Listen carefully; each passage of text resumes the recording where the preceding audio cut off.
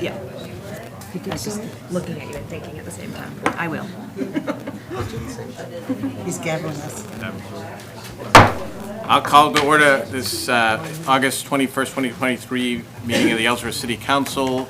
All councilors are present with the exception of Councilor Lyons, and we wish him well. He's under the weather right now. Pledge of Allegiance.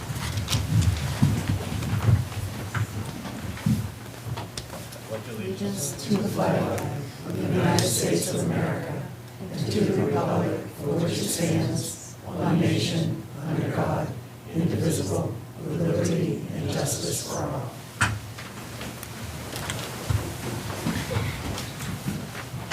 Item 3, rules of order. We follow Robert's Rules of Order and all of the rules that are adopted during the organizational meeting and or after that time.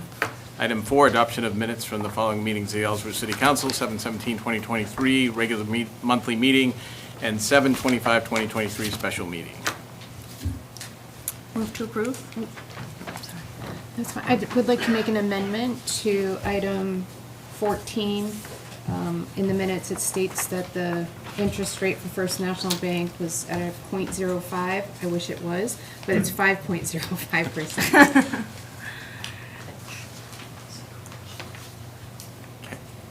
We'll make that amendment. Is there a motion? Move to approve with the amendment. All those in favor? Unanimous. City Manager's report. And just before you get started, I just want to say happy birthday to the city manager whose birthday is Thursday. Thank you. Good evening, Council. I have a list here, so I'll try to be as brief as possible. Just to start out with an upcoming closure announcement, City Hall will be closed on Labor Day, Monday, September 4th, to observe the holiday. The Christian Ridge Road will be closed except for through traffic tomorrow, Tuesday, August 22nd, starting at 6 a.m. Local traffic will be allowed to utilize the road. There will be signage, including detours, signed to get folks around.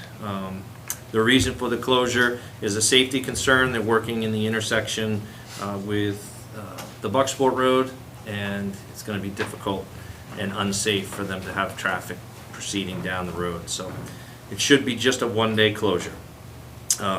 Real estate tax bills are now available to view and pay online through the online services page on the city's website or in person at City Hall. They have gone to the printer and they should be out in the mail either tomorrow or Wednesday. Nomination papers are available here at City Hall at the Clerk's Department. Papers are available for 2 City Council seats, 2 School Board seats, and 2 Library Trustees. Papers must have 50 to 100 valid registered voter signatures and must be returned no later than September 22nd to the Clerk's Department. The comprehensive plan updates. The survey is now available on the plan's social pinpoint website, accessible through the city's website. Comprehensive plan subcommittees will begin meeting this week to discuss various topics, and the public is encouraged to attend. More information can be found on the city's website and social media page. Thank you to those who contributed to the Backpack for Kids program this year, and a special thanks to Tina Benestine for organizing the event. Year-round donations can be made to this program and the Christmas for Kids program online or by mail, addressed to the City Clerk's office or in person at the City Clerk's office, or through donations of redeemable cans and bottles dropped off at the transfer station for Cans for Kids. And finally, I just wanted to let the public know that the areas that have been milled on State Street, Water Street, and East Main Street at the Upper Light, all will be paved the week after next. That is all I have. Questions? No questions. Then we move on. Item 6, committee reports. Any councilors attend committees? Glenn just said this, but I'll just reiterate that the subcommittees of the comprehensive plan are starting to meet, and I'm not going to read out loud when they all are, but I'm just going to say what the titles are, so that in case people are interested. Recreation, housing, population and demographics, economy, marine resources, public facilities, agricultural and forest resources, transportation, water resources, historic and archaeological resources, and natural resources. So, as Glenn said, look on the website or social media, and you can find all those dates. So we hope a lot of people will come out and give their input. And then I just want to say one thing from the Communications Committee, which is that Maura is really putting excellent, wonderful posts up on Facebook and Instagram. I personally am finding it so useful, the things that she's putting up. So I just think she's doing a great job. Question about is there an opportunity, if people can't attend those, can they submit comments? Is that going to be happening now or in the future? Yes, maybe Matt could answer that better than I can. Yeah, so the comprehensive plan's had a website that is accepting digital or virtual comments for a while now, but people can still go on there and go on the vision board or do the survey and interact with the comp plan in that way. Mr. Chairman, Recreation Commission met last week. A lot of exciting projects in the works, but they wanted the public to save the dates for the holiday parade, which will be December 2nd with the rain date of the following day, December 3rd. The tree lighting celebration will be November 25th, 2 to 5 p.m., somewhere between the parking lot out here and the parklet. We haven't quite decided yet. The Harbor Commission met last week, and they're very excited. They received a letter from Senator Collins, and our project for the dredge, $5 million, has been included for the project in the fiscal year 2024 Energy and Water Development Appropriations Bill. Doesn't mean we definitely have it. It still has a few more steps to go, but it's a great step forward, and we may be able to use the harbor even on low tide. It would be great.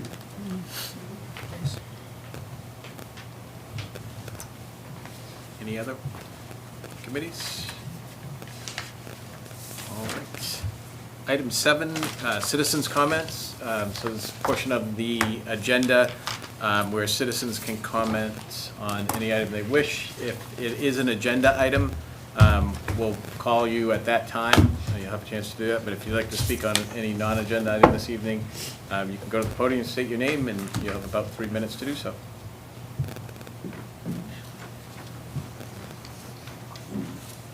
Hi, I'm Fred Meyer, Dean of my address, 9 American Ave.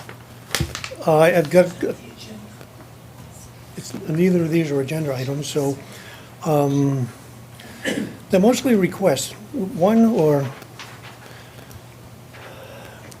on this on the voting that we have to do to approve the school budget, can we just dispense with that and have you guys approve it?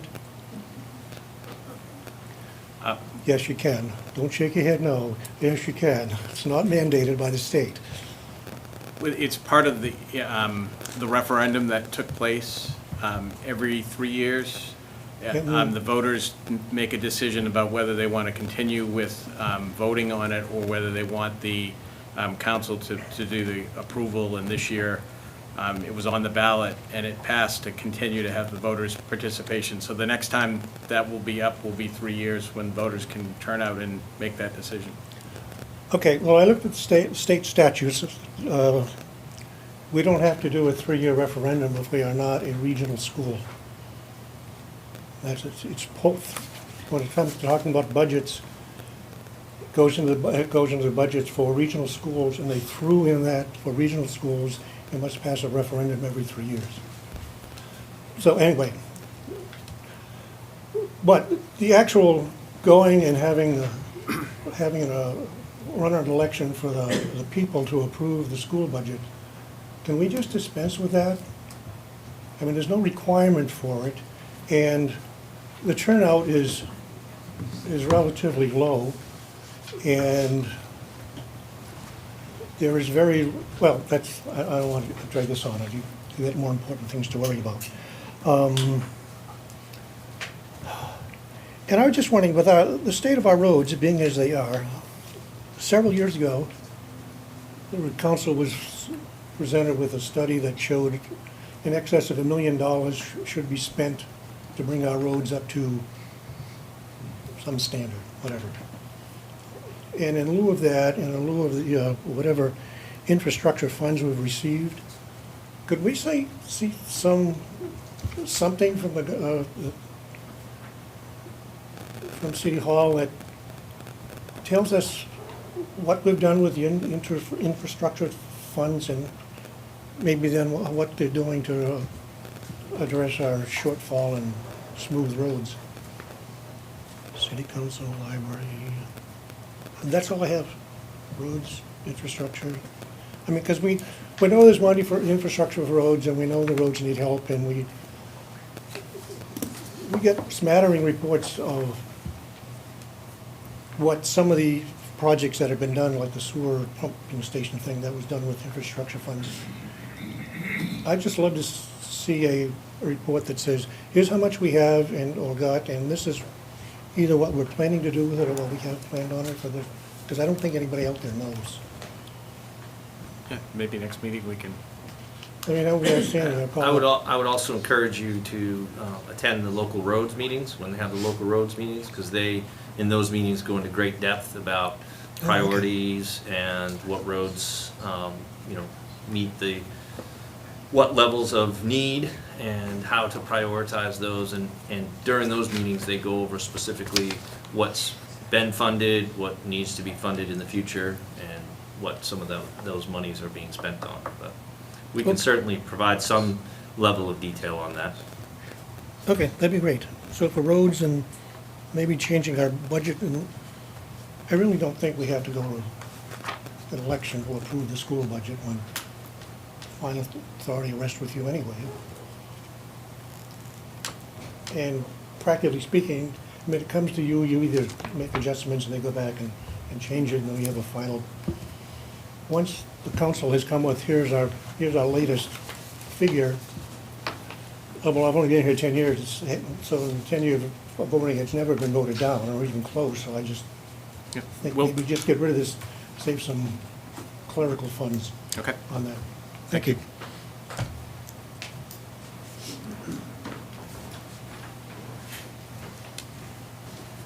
Good evening, councilors. I'm John Linehan, 157 Shore Road here in Ellsworth. And I'm running for the Ellsworth City Council this year because I'm very concerned about the finances here in that city.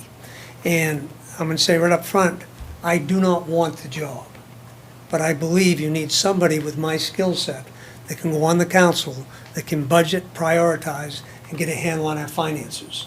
I've talked with another businessman in town. I'm encouraging him to run. I hope that he runs as well. And I hope I can find one more, because we definitely need people that can get a handle on our finances. I was employed businesses where I had 250 people directly and another 1,000 indirectly. City of Ellsworth, I think, has 100, 150 employees. And so I believe it's a small job compared to what I'm used to running like that. It's a matter of prioritizing, watching finances. I'm very concerned with the increase in taxes for this year. I think it's a tough economy out there. I don't know how many of you people get out with people like I do, but people are struggling financially. And we can't keep increasing our taxes here in the city of Ellsworth, and it's a big burden on the people that are here right now. So that's my statement. I hope we can get one more person on there. I'd like to thank Councilor O'Halloran, who's been a steadfast person of voting against spending money on the council. And I believe we need more people with his mentality financially on there. Thank you very much.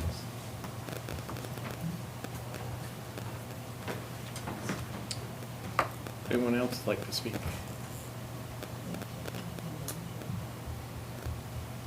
Seeing none. Item 8, this was just an error from a holdover. It got put on the agenda, but we recognized Jared last year. So we could do it again. I'm assuming we don't need to take a motion to remove it. Item 9, Arbor Commission update and potential appointment of members. Should I go? Yeah. So we have Chapter 43 tree ordinance, which establishes an arbor commission. Arbor Commission shall consist of 9 individuals appointed by the city council. And so happily, conveniently, exactly 9 people have applied to be on the Arbor Commission. And hopefully everybody's had a chance to read the statements of all the applicants. Just an incredible amount of, what's the word I'm looking for, like expertise, arborists and people with forestry degrees, and I feel very grateful that there are so many people in our city who are willing to be involved and help us create more green spaces and to care for the trees that we have. So I guess unless people want to talk about it, I would just make a motion to approve the 9 people who applied. Second. Motion and second. Discussion. Huge amount of talent on Yeah, that thank you. committee. Quickly vote so the 9 can't. Once they're on, They're on. all those in favor? Unanimous. We have a commission. Consent agenda, there are no items for the consent agenda. New business, item 10, public hearing and action on the application for the following licenses. Marg's Mex Ellsworth LLC, DBA Margaritas Ellsworth, 191 Main Street for renewal of a city Class B license amusement liquor victualler and renewal of a state Class A restaurant lounge, malt liquor, wine, spirits, Class 11 liquor license. I'm assuming everything's all set with all of them? Okay, so it's public hearing, open the public hearing. Public hearing is open. If anybody wishes to speak on this, they may do so at this time. Seeing none, I'll close the public hearing. Public hearing is closed.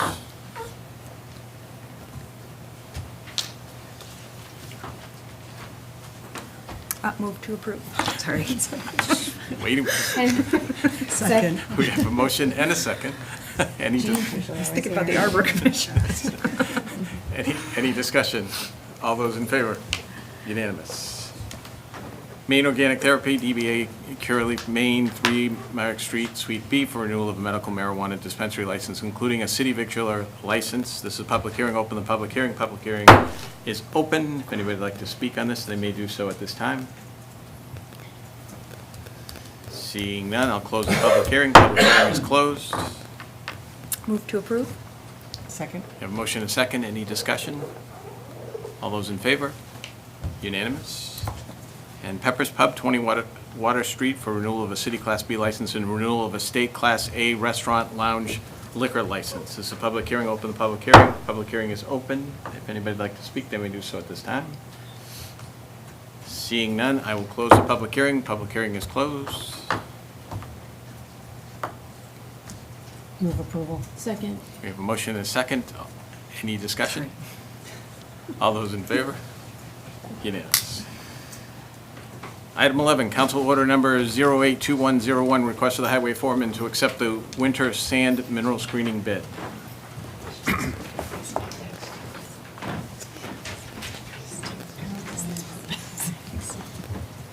Good evening, council. On July 5th, we sent out 4 requests for proposals for screening our winter sand and our road gravel. We only had 2 return. I believe you have everything in your packet. Dugas was the low bidder at $4.85 a yard for sand and $4.85 a yard for gravel. It's up 26% from what it was last year. Everything is. Yeah. Yep, yep. So, any questions?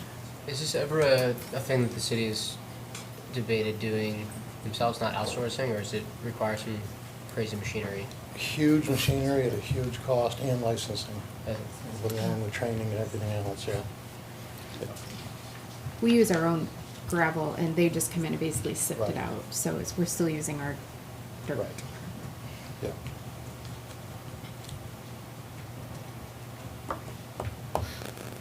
Do we have enough put up right now that we could reduce this a little bit? Because is So- this gonna overdraw the budget? Yes, if we fulfill the whole contract, it'll overdraw it by $12,750. We are sitting on about 2,000 yards from last year that we did not use. So, you know, we could use what was in our bank and only screen 8,000.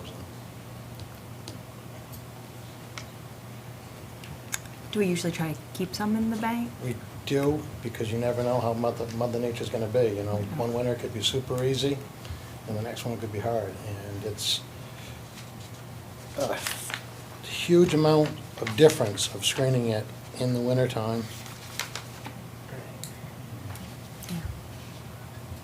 We also have some dirt roads that need some attention.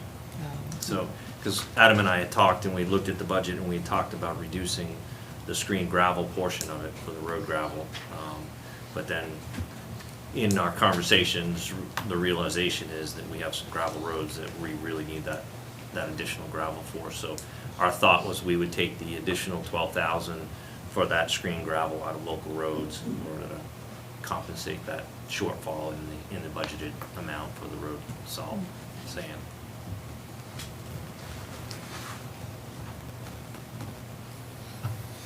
Plus, the gravel is a byproduct of producing the sand, correct? Correct. Okay.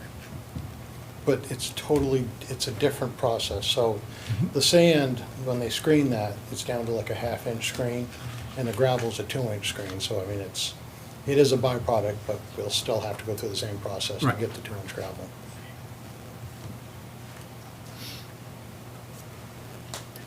Ready for a Guess motion? what? Move to approve the request of the Public Works foreman to award the 2024 mineral screening contract to KJ Dugas as presented. The contract amount to be funded from the Highway Department operating budget account 1030-300-53031. Second. Motion and second. Further discussion? All those in favor? Unanimous. Thank you. Thanks, Adam. Item 12, Council Order Number 082103, discussion and action on a proposed ordinance to provide controls on the use of illegal moorings and anchorages on great ponds within the city of Ellsworth. The proposed ordinance establishes a mooring control area and provides provisions for allowed activities within this area. Not the first time you guys have seen this, I think, but we're back again. And yeah, this is a new draft based off of previous editions of a overnight mooring anchorage control ordinance that the city has looked at before.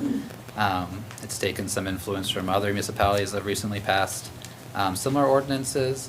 And as you can see in your drafts, this kind of goes over some new definitions, including commercial purpose, and establishing a mooring control zone, and then restrictions on where these moorings can be at all times, and a particular ban on overnight moorings and anchorages, and some exemptions to that.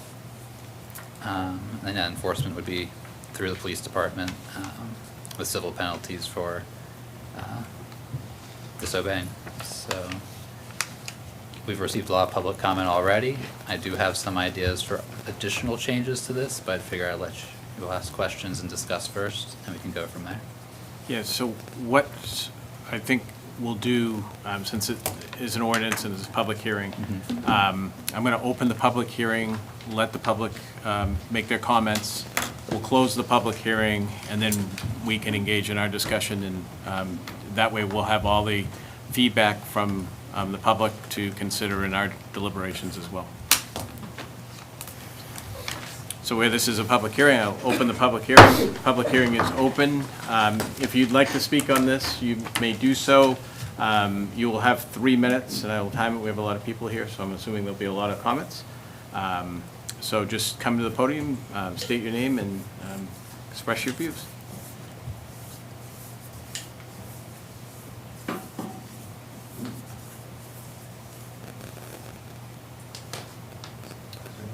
No comment.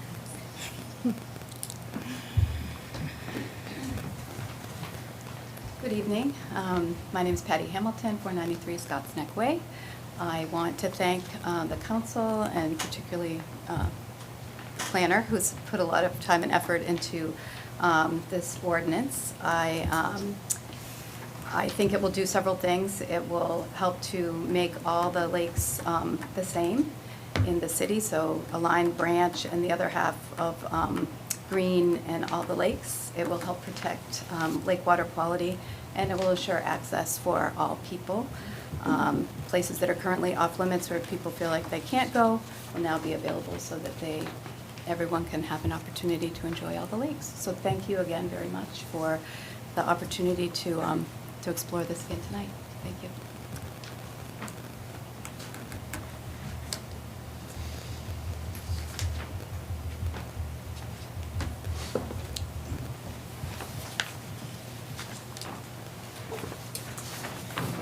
Hi there, I'll be brief. Jennifer Willie, I'm at 439 Scotts Neck Way. And I believe this ordinance is necessary moving forward to keep our natural resources, meaning our bodies of water in Ellsworth, safe and clean. Right now, anyone can go and drop a Home Depot bucket full of cement and put a mooring on it anywhere they want. And this is littering, it's ruining our lakes, and it's only going to get worse as time goes on. There's more people want to recreate, and it's time for the city council to take action. You have the responsibility to keep our natural resources clean and safe for the future. So I encourage you to vote yes on this ordinance. Thank you.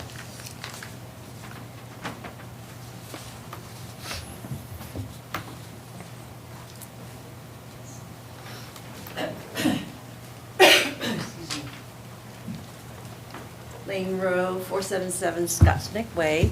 I want to reiterate our being thankful, I can't come up with the right words, but anyway, thank you very much for all of the work on this ordinance and all the other attempts to try to get a handle on this problem. I just wanted to not only echo what everybody else has said, which I won't repeat, but also just thinking about the idea that you can have a public space, a playground, a park in the city, a state park, a national park, and the idea that you would go and put in a little shade shack and just leave it there, and for you to use whenever you want or not, and it's just there. I would think that most of you would think, well, that's not going to be allowed. And so this is the same thing. This is a public space. We completely agree. We welcome all the boaters, all the people that want to utilize the lake.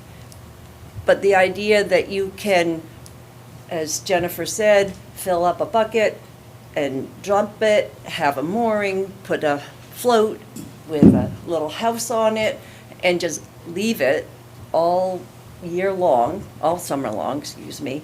And so people who otherwise might like to use that space can't, because they've got to navigate around now a permanent structure in a public space.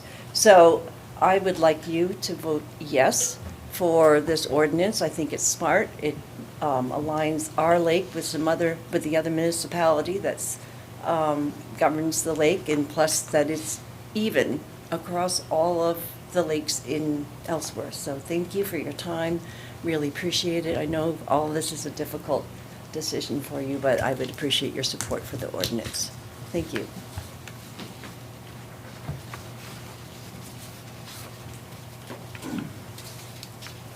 Would anyone else like to speak?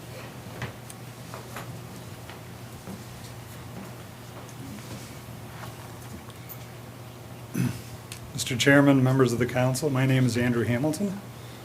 I reside in Bangor, but I am blessed to have property in Ellsworth. It's a very fine city with very fine management, great council. But one of its strongest assets is its geography.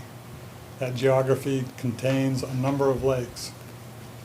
You have the chance to avoid what has happened in some of other main lakes, where we haven't taken the care that Ellsworth has.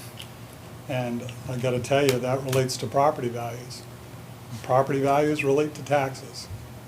And taxes relate to how you fund the budget for the schools.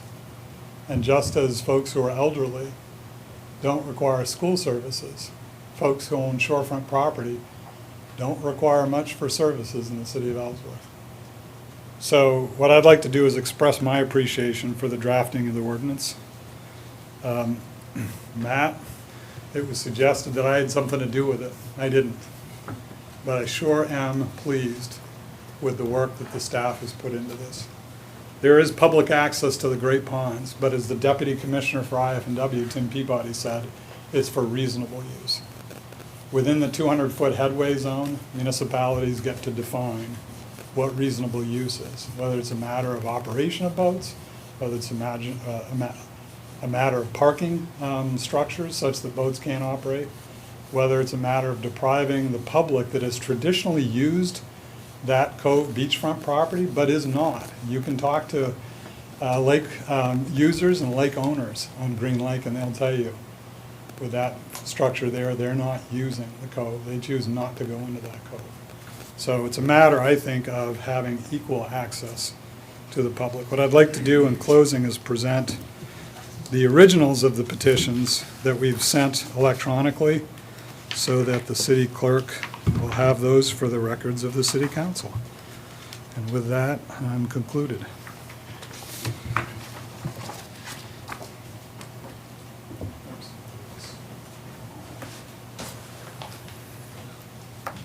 Anybody else like to speak?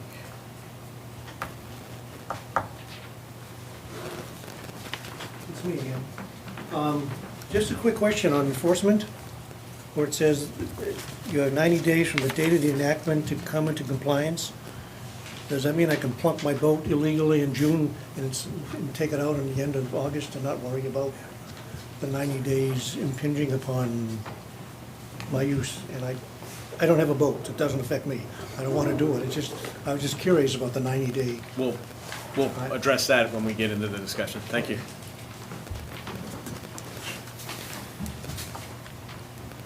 Councilors, Christopher Duran, live in Ellsworth. My family has a licensed sporting lodge on Branch Lake, which is considered a commercial venture. I'm a registered Maine fishing guide, recreation guide, and hunting guide, and can use a watercraft for all three of those. So mooring that I would be using for those activities would be considered commercial and would not be allowed under this ordinance.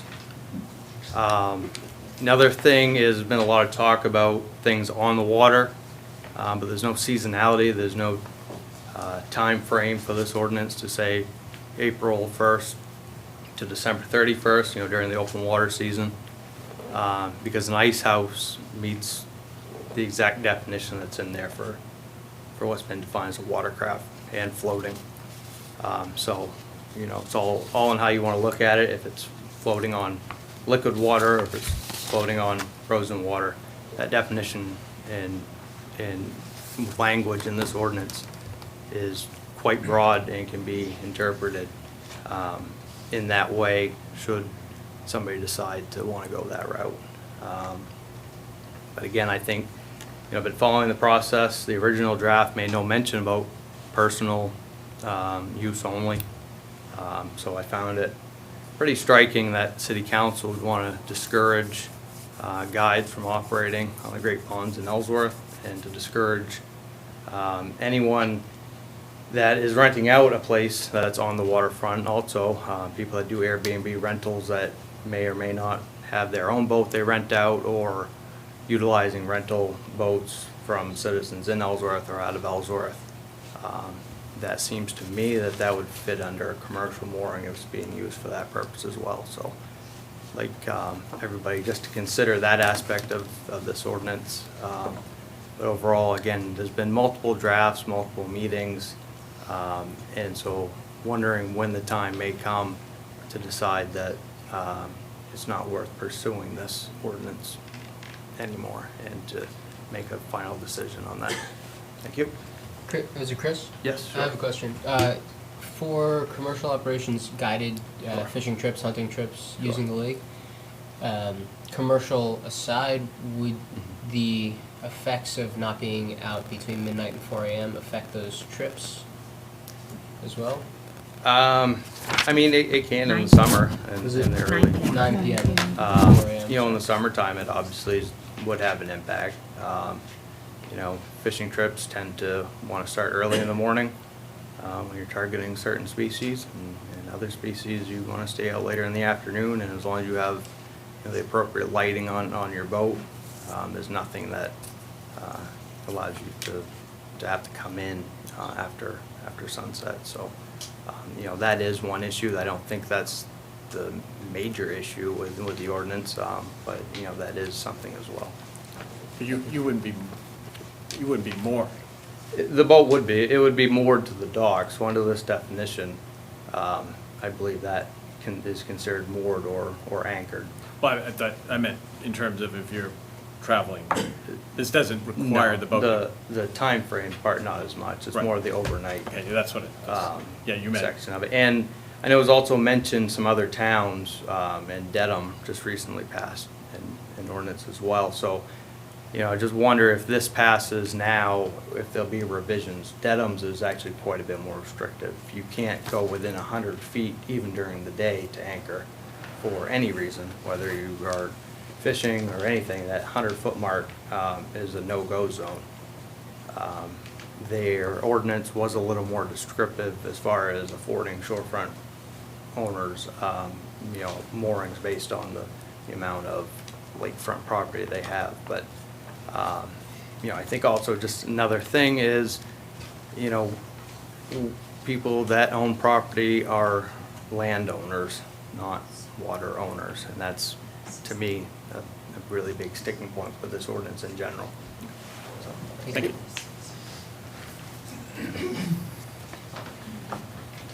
Other comments?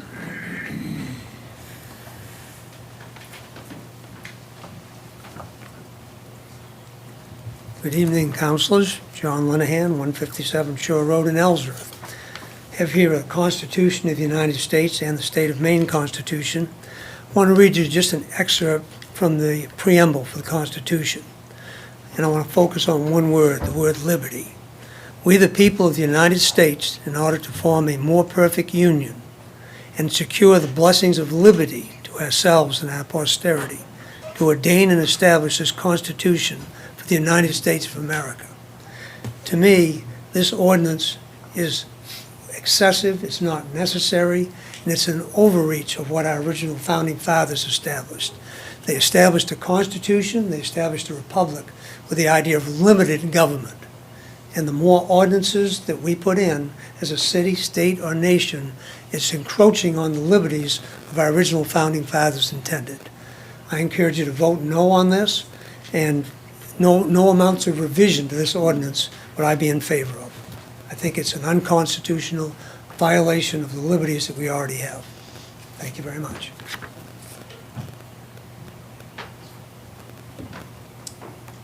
Other comments?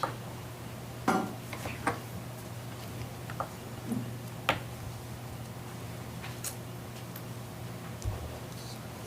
last chance? Okay, we'll close the public hearing. Public hearing is closed. Counselors, Matt, you probably will want to, because we're going to be asking you questions, I'm sure. Legal stuff. So I'll just begin for, not my comment, but I spoke with Gene this morning, and I just wanted to relay some of his questions and concerns to make sure that it's voiced. I think it's important to have all views out here, and since he couldn't be with us this evening, I think it's only fair. And it's similar to the point that Chris just made related to commercial use. We also have some campgrounds on lakes that they might have swim floats and other things that are moored. So I guess I wanted to ask you that, Matt, around, that's a concern around the commercial application, to your question, concern, and also to Councilor Lyons, who raised that as well. No, I mean, so based on Chris's written comments prior, that was a good point that he brought up. So it was a part of this definition, the commercial purpose, to kind of tighten that up to specify what kind of commercial purposes we would not want to encourage overnight or long-term moorings for versus ones that would be acceptable to the city. Counselor. In addition to the thoughts that have been brought up about the dates and commercial, which I think all need to be hashed out, I'm generally in favor of coming up with an ordinance that protects the lake, that protects the beauty of the lake, that keeps a million Home Depot cement-filled buckets off the bottom of the lake. But I feel the same way I felt last year, which is that I won't vote for an ordinance that gives shorefront property owners special rights. And I know there are I know it's a permissible use, but I think one of the best parts about living in this state is that we really take seriously that the natural resources belong to everybody. And I'm also a shorefront property owner, and the water doesn't belong to me, and I don't think it should.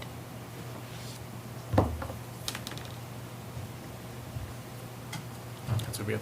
At night, I just would like to say that it isn't fair that a person from the public can go and put 2 or 3 moorings in a cove and prevent anybody else from using it. It shouldn't be allowed. It is a public place, and the comment about we wouldn't allow someone to go to Knowlton Park and put a summer shack in there to live in for the summer and have a de facto summer home in our park, it's the same thing for the lake. It doesn't make sense. It's not good for the lake to do things like that. The people that own the property around the lake pay a lot of money in taxes, and they should be able to have their dock. I'm sure, I don't know if you have a dock from where you are on your short front, but if they have a boat and a way to keep their boat, I mean, that's a privilege of paying the taxes and having the property. A person that puts a mooring out there or doesn't pay taxes, they don't provide anything to the city of Ellsworth to help with that lake. There's bathrooms, there's a lot of things that landowners have and to protect that lake, and a lot of pieces on ordinance or, the requirements that they have even on how they can keep their property in order to protect that lake. So to be able to have a mooring and claim a piece of the lake without having any responsibility to that lake it's not right. I would just add that, when you buy that shorefront property, there's kind of an expectation that you have the right to house some type of recreational boat or vehicle for the lake there, like a swim float. So, again, this is a discussion for the council, but if you wanted to restrict that to a certain space for the shorefront owner and not give them the whole 200 feet, you could, but I think the expectation when you buy shorefront property is to have access to use a boat or something like that. The concern seemed more that views were hindered. Views? Views of other moorings and overnight boats and people taking up space that didn't own property there. Well, I think that Councilor Beal is correct in saying that if you just have a mooring for anybody can just drop one and leave it, they are taking up space then themselves. I won't say the views or anything like that went too much into my thought process with the ordinance, but. Can I ask one more question? Last year, when we were having all this discussion, someone wrote in to me because they don't own shorefront property, but they do like to go out on their boat, spend the night on their boat, anchored, like with their grandkids. And so it seems like that would not be allowed with this ordinance. Is that right? No, I would not generally encourage overnight stays on a boat, just due to waste, trash, that sort of thing. That's not really regulated anywhere else in our ordinances, so it'd be tough to make sure people are actually doing what they're supposed to do with those sorts of things.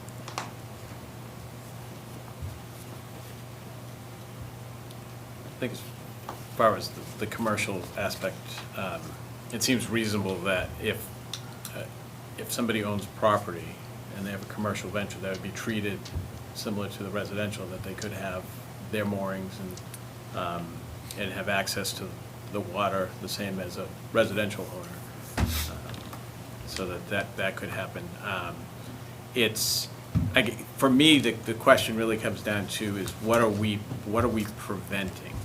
And so I start with, are we preventing the access to the lakes, to the ponds? And the answer is no. The ordinance doesn't prevent anyone from using the lakes and ponds as they do now. It simply addresses the overnight mooring, the leaving, setting up a mooring, leaving whatever vessel, houseboat, float, you name it, in the lake, close to shore, which can create hazards. Property owners have their moorings by their properties. And so for me, that's where I'm looking at this ordinance in terms of, are there larger issues here in terms of the access? There isn't. This ordinance does not prevent people from having access to the lakes. It just simply requires, what they do now is removing that craft at the end of the day, I think 9 p.m. by the ordinance. And then the other piece is, I hear what you're saying in terms of the concern about property owners. I do think that there's a vast difference in terms of owning property and being able to have your boats moored or anchored or on your dock. That's part of where you live and your ability to do that. You also have control of whatever you're mooring. You have the responsibility and control for it, and it's in a place where you're watching it and protecting it. Somebody who doesn't have any property is leaving something in the water that can break away, that can cause damage, that can get in the way of other vessels. It's at night. There's no restrictions in terms of any responsibility for those owners. So I think there's that safety aspect too. So ultimately, for me, it's what is being restricted? What are we preventing access for people on the ponds after 9 p.m.? And I haven't yet to hear anything where that restricts it. If somebody has the appropriate lights and they're on the water after 9, this doesn't prevent them from doing it. It simply prevents them from mooring that craft and leaving it overnight. So I guess that's, for me, I would be very interested if I'm missing something, what's being restricted. I would like to understand that better. I think also we're also being very fair, and we're putting the same restriction on the property owners as we are anyone else is. The commercial piece of this is to prevent people from putting boats out there and anchoring them all summer long and using them as an Airbnb. That across the board, including that's the commercial piece. And so I agree with Mr. Durr. I would not ever want to have anyone not be able to run their business, that they're on the land and have that ability to have their business, and never discourage someone with that type of a business. But to start filling up our lakes, and we've seen it in the city now. I mean, the city has over 500 Airbnbs in the neighborhoods. I mean, to have that start coming into the lakes and people lining up the lakes along the shore with boats and then getting $500 a night to stay on a boat and as an Airbnb it's just around the corner, and it's the reason why other municipalities are stopping these types of things, is to prevent that. If we don't do it now, we're going to end up doing it later because it's coming. There are already people that would like to do it. Yeah, I think that is something that has happened out in Western Maine. They've seen out in Rangeley Airbnbs popping up. I don't think that's something that we want here. I think we're walking a balance between protecting the watershed, protecting the lake, and allowing reasonable access. The only thing that I would, to speak to your point, hearing back from some Maine guides saying that there are some instances where commercial guided trips would need to moor outside of those times selected. Guides it's a special business. They sort of follow their own code of ethics, which is a responsible usage of Maine's resources. So I don't want to see any restriction put on Maine guides, on hunting. Those are good commercial operations that bring money into our area, into the state, and are a responsible use of the lake. So I just want to make extra sure guides are not going to be put out by they need to moor after hours. The spirit of the thing is people shouldn't be staying there. There shouldn't be housing. There shouldn't be Airbnbs on the lake. But outside of that, there are probably some uses for guided trips, for commercial operations like hunting and fishing trips that could fall outside of those. I just want to make sure we're protecting those, as well as protecting the lake.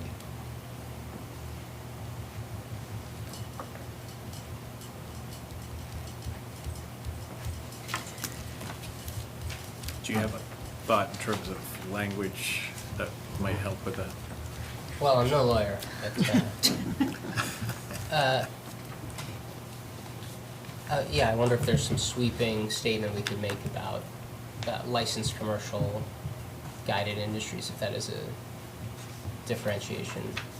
Yeah, I mean, this is something that I thought about and kind of struggled to come up with a better definition of, because, again, if you're renting your house as an Airbnb, but then the rental of a boat that comes with it is also attached to that, if it's a separate agreement, if you're renting the house and the boat's part of it, it's all one agreement, I could say like the rental of the boat is, you know, accessory to the rental of the house, and so trying to make like an accessory use kind of thing, like if you're a guide, someone's paying really for the guide service and the use of the boat is accessory to that guide service. But if the rental of that boat for the rental house is a separate agreement from the rental of the house, then all of a sudden the rental of the boat is a primary rental and not Well, that's an much clearer. accessory. You lost me. But this is semantics. I think, I think we're getting on the same page about the spirit of the thing. So you're saying you understood that? No. I'm saying somebody. He just says he trusts that Matt can write it right. Legalese. Matt, Councilor. since we're just trying to stop overnight sleeping on the boat, if we just put the commercial and somehow saying that for overnight dwellings, I mean, wouldn't that would take care of Mr. Durr? He could use it for, so commercial, like the definition of commercial? I did think about that, and I had it actually on my new draft of it, and I decided I didn't like it, and I can't remember why I decided I didn't like Okay. it. But I can try it again and see if it comes back to me. Because again, I think that would be more fair, because it's everyone. It would even be the homeowner that wanted to use their boat up for an overnight rental, commercial rental, that they have their personal boat. It would prevent them from doing that also. So it would be more fair all around. Just one more thing that we haven't talked about yet. I've added in my new draft a allowance for temporary anchorages that may be placed within the mooring control area. So if somebody is just fishing or wants to sit out in the lake for a little bit, it's not the same as a mooring. It's not permanent. You're just dropping your anchor. It would allow for that, which the draft you have currently doesn't in the language that I chose. So just changing that to allow for temporary anchorage as well. Ours does have that temporary as 4 hours. Is that what you mean? That's what I kept Yeah. it.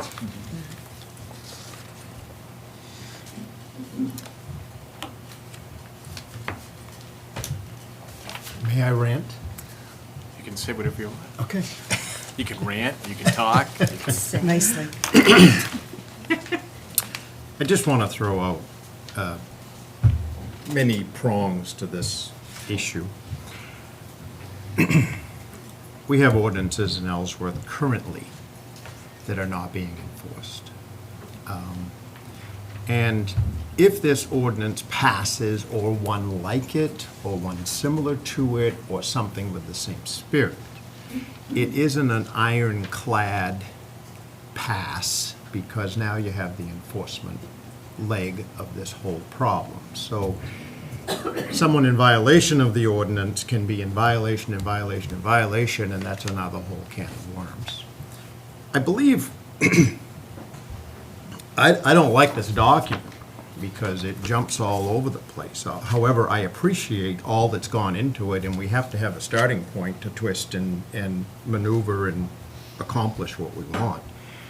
But I think really we're getting down to, we're trying to accomplish better behavior between the sportsmen, swimmers, float people, this overnight ordinance, this overnight houseboat that's been a problem, that is stuck in one place and not moving around the lake. I'm not in favor of ordinances, but I'm very much in favor of corrected behavior. And I'm not sure that we've ever asked for better behavior from the people with septic systems around our lakes, from the people that are driving their cars out on the ice, from the people that are mooring a boat to be an annoyance to property owners. Property owners are paying a lot of money in taxes and not getting much for it. So I understand supporting them. But I think this is a huge can of worms here. And I would think that we would address more than just the mooring, the ice house, the cars on the lake, the seepage of sewer into the lake from older camp septic systems.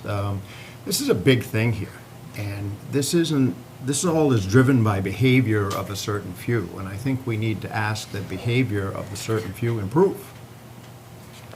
Because enforcing an ordinance is going to be pretty difficult.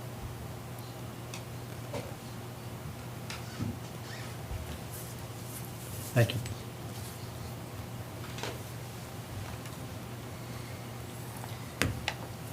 Councilor Beal? Bat, I don't see where it says that you can't anchor. That 4 hours is a definition, but it's not used in the ordinance that I'm looking at.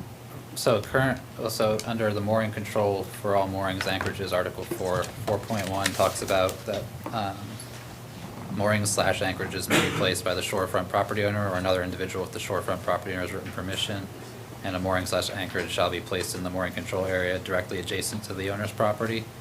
I mean, just reading that, it kind of suggests that you have to be a shorefront property owner or have their permission to place an anchorage too. So I just wanted to clarify that by adding Oh, a section yeah. that says I was going that. to say, because I didn't take it that way, so, Yeah. yeah. So there's nothing here that says that a person can only anchor 4 hours. It just provides a definition, but that definition, I've read through this, and there's no temporary requirement. Yeah, I think in a previous draft it was used, and I took out the word Right. temporary wherever it was used. So if a person wants to sit out there and anchor and fish for most of the day, like my husband probably would, then he can do that, though I doubt he'd stay in one spot, but yeah. Okay. Councilor O'Halloran?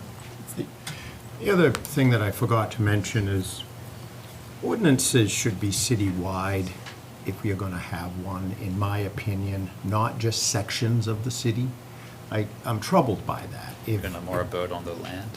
I'm sorry? You're going This to is moor for a all boat on the gateways. land? Yeah, it's for. Right, it's for all but of we them. have the Union River, okay, we have waterfront there.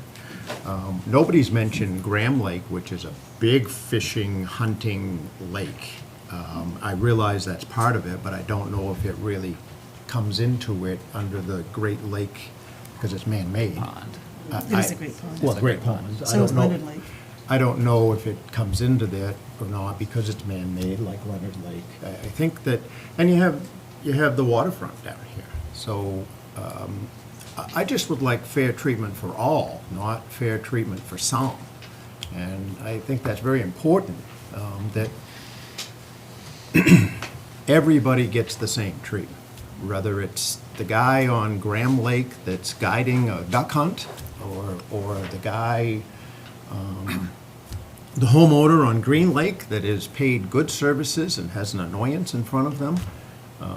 There's got to be a better way to change this behavior and find some harmony in everybody using this resource. So just in terms of, because I think it's a valid point. I think the ordinance will apply to all of our bodies of water, with the exception of the Union River, but the Union River is governed by its own set of ordinances under the harbor, which, if I understand correctly, it's also driven not only by city, but also by other federal guidelines and statutes around that type of body of water. So it can't be applied in the same way. It has its own set of rules and under that ordinance. You can go ahead. No. I have a question, but you can say what you're want to No, say first. I was just going to say, I think there's a lot of questions, Can we make the Union River stricter than the feds can? Can we make the the lake stricter than the states? There's a lot of legal questions bouncing around this table here. And it's, I've only been here a couple of years, but my understanding it's been going on for like 4 years. And I don't want to make any assumptions, and I think if we're gonna talk about regulations, number one, they should be, we ought to enforce the ones we have, number one. And number two, this is not ironclad. Just because there's an ordinance doesn't mean there's no violators. And really, that's the behavior we're trying to fix, is a few people have annoyed a lot of people. And I'm not sure we can ordinance our way out of that. Sorry, Nancy? Oh, I just had a question about, if you, I'm sorry, just some things I didn't know. If you want to go out, as it is now, before this ordinance, and put your home, and make a mooring on a lake, do you have to get a permit for that or anything, or no, like literally the way it is now, anybody could put a mooring anywhere? As it is now, there's no regulations for moorings. So even for shorefront owners, this ordinance is more restrictive because it restricts them to their adjacent, Yeah. the water adjacent to their property. And I know about Branch Lake, but for the other lakes, do you have to register your boat if it's gonna be out there? Do you have to get a registry? Mhm. Yes.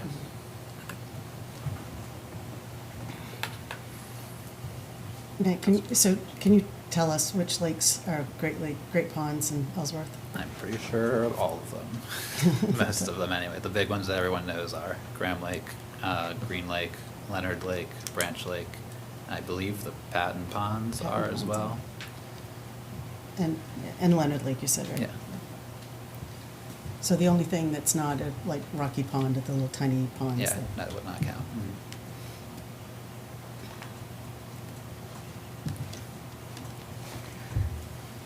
So there are some instances in the state where great ponds have been regulated and developed to the point where there is actually no, the state describes it as unimproved land, where you have access to public use of the water, and so people can't get through because there's private property surrounding these entire ponds, which completely restricts access. So I think it's just important to keep in mind the notion of a number of people directing the conversation toward public access, where what we're really going for should be equitable access across the board. Speaking to all of these great ponds have boat launches at some point too, Okay. public boat launches. So there's no concern of a complete enclosure at any point. No, I mean, they'd only give one access point technically, so you could be concerned about that, but there will be an access point.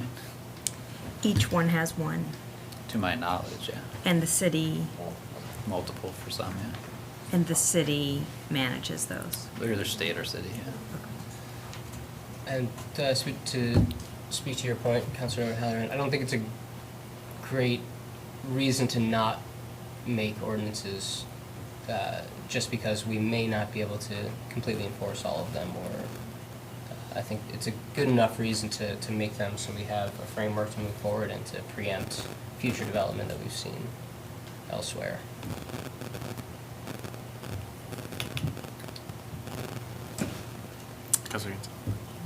A little bit. I think last year we talked about the idea of, I think, like permitting moorings. But I think what we were saying is that's kind of a level of work that would require a pond, I don't think you're called a harbor master if A you're a lake pond. steward Pond or- master. Yeah.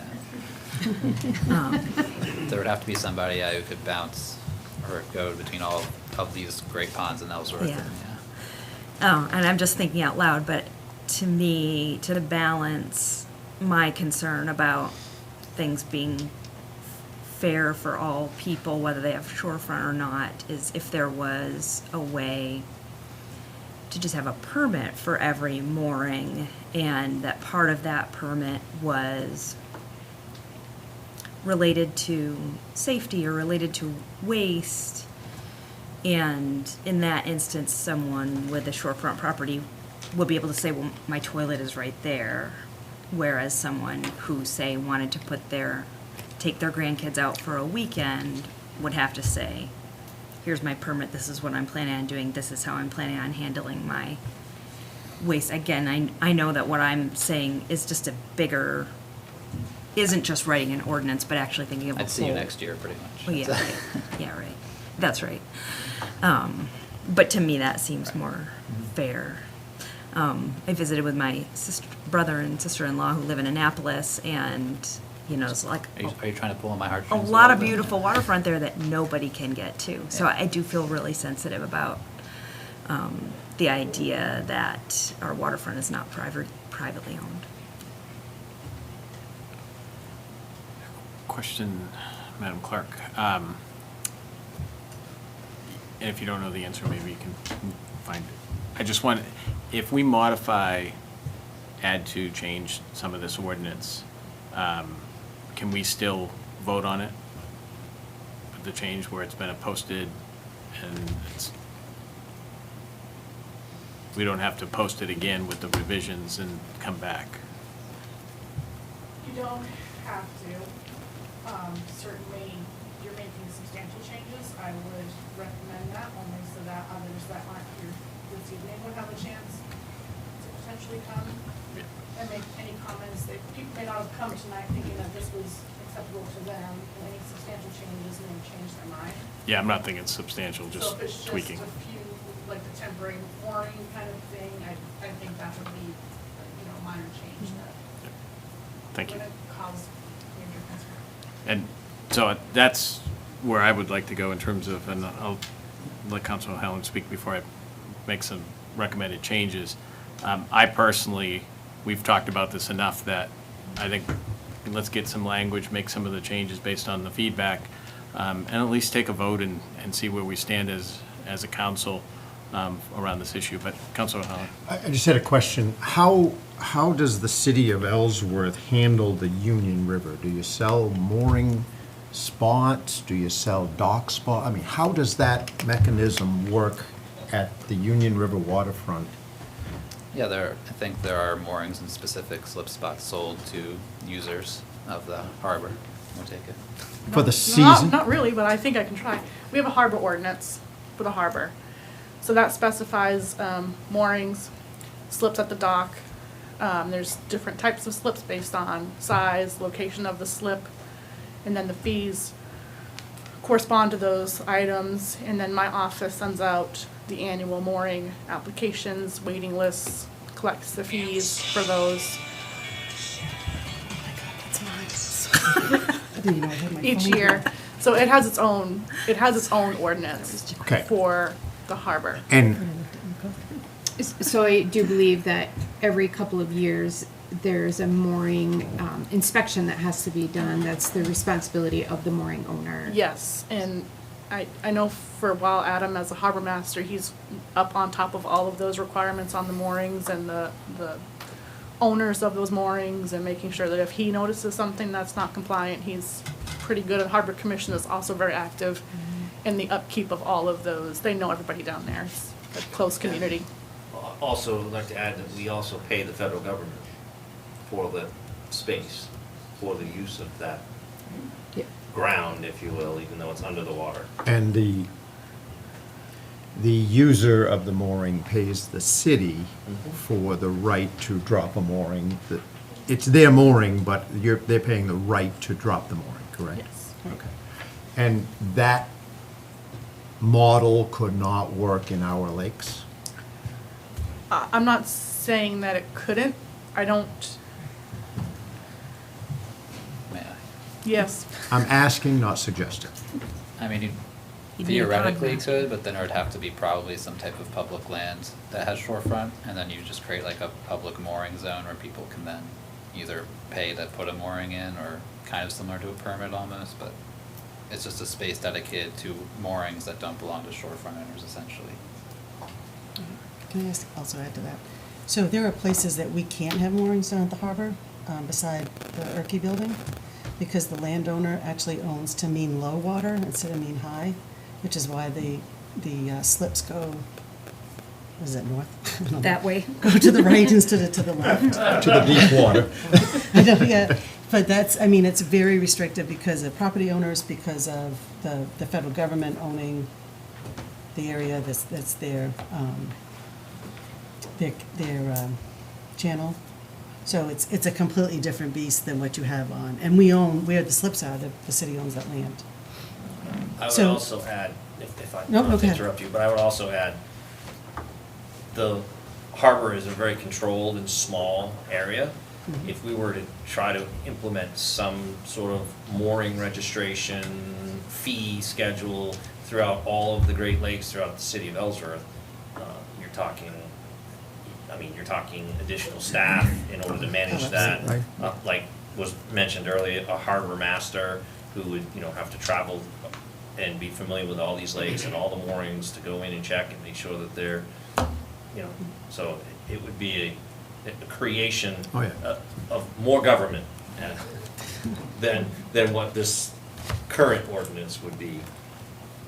And if I could also add to that, so the place that we own the most land in one of our lakes is Branch Lake. The city spent a lot of money purchasing land for conservation because it's our water supply, but also spending a lot of money and a lot of work that someone here knows a lot about in order to ensure that there was access to that lake, because for a long time there wasn't access to that lake because the only access was actually shut off by the owners. So if you wanted to do something like that, you'd have to change the ordinance for Branch Lake because there isn't anything allowed on that lake for overnight, access already, because it's our water supply, even on the northern end, which is quite a ways from our intake. So Well, it has its own ordinance. it does, because, yeah, but unless, personally, I don't see why Green Lake and Patton Pond and all of these others shouldn't be treated in the same way as Branch Lake. It is our water supply, but it's a pristine, beautiful lake, but why shouldn't all of our lakes be that way?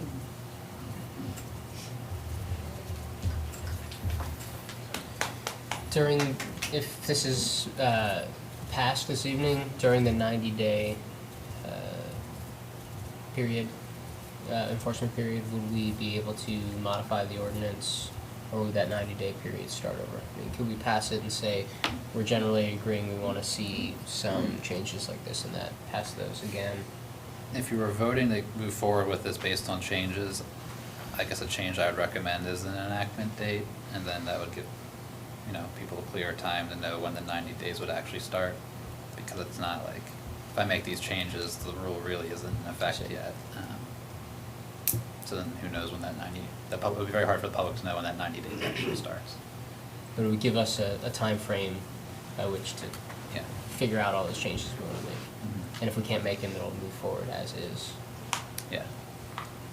Right, and then similar to your comment, if you did that, you could have Matt come back at your next meeting and not do another public hearing, but just review the changes. That way, if the public does have questions after any of the changes that you'd like to make this evening, they have a chance to make those comments. And Matt, there was a question earlier, public comment about the 90 days. Did you hear the question? I did. I mean, the 90 days is just like a one-time date. It's not a continuous year-to-year So thing. it's what you were just talking about. Yeah. I just wanted to make sure that got answered. And is there any reason not to put in language that's December 31st, or Could, April yeah. 1st to December 31st? I picked 90 days because 3 months felt like a lot of time. But Well, I meant more in Oh, you terms meant of that the for- ordinance Oh. not applying for ice fishing and things like that. I don't necessarily agree with the analysis that sitting on a ice shack on top of ice is the same as floating. So I figured you wouldn't have a boat in the water in the wintertime anyway if it's frozen over. But I'm open to suggestions on that. Well, ice houses aren't anchored or moored. Oh, right, that's, yeah. They just sit. But more clarity is not necessarily bad, just in case. I reached I would agree. Yeah. I reached out to Great Ponds Association, Branch Lake Association, Down East Salmon Federation, Frenchman Bay Conservancy, and the Maine Guides, and they all got back to me. And they, as far as I could tell, were generally in favor of no overnight stays, no overnight boats. Most of the suggestions were to allow for guided trips, to not restrict Maine Guides especially, but other commercial guided trips that were responsible. But across the board, all mentioned, we see that there's a lot of discussion on the ecological challenges to do with houseboats. What we've found is that most of the non-point source pollution and other pollutions are actually coming from property owners, which the Branch Lake Association published a non-point source pollution paper a couple of years ago, and it basically lists phosphorus and driveway runoff, erosion control as all things that should be addressed. So those aren't, part and parcel to this ordinance, but to Mr. O'Halloran's point of looking at the entire global issue, thinking that we can use this as a fulcrum point to come back to talk about protecting our lakes in a more comprehensive way, I will push for at some point. So.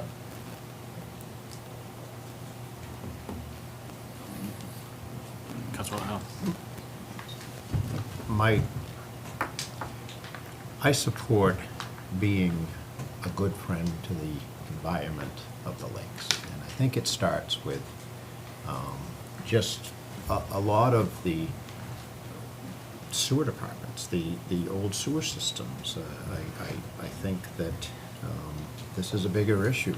Should we allow cars to drive all over the ice and go through the ice? Should we? I think it's big. I think there's a lot of abuse with ice shacks. I think there's a lot of abuse with filling up boats and dumping gas overflow into the lakes. I think we all need to be aware and conscious of keeping these resources. I have property in Otis on the lake, and every time I see somebody overflow a gas tank or drive on the ice, it just makes me cringe.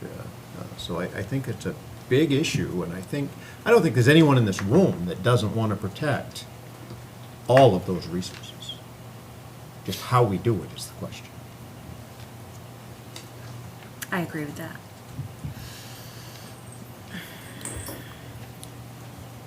I think this is a good start.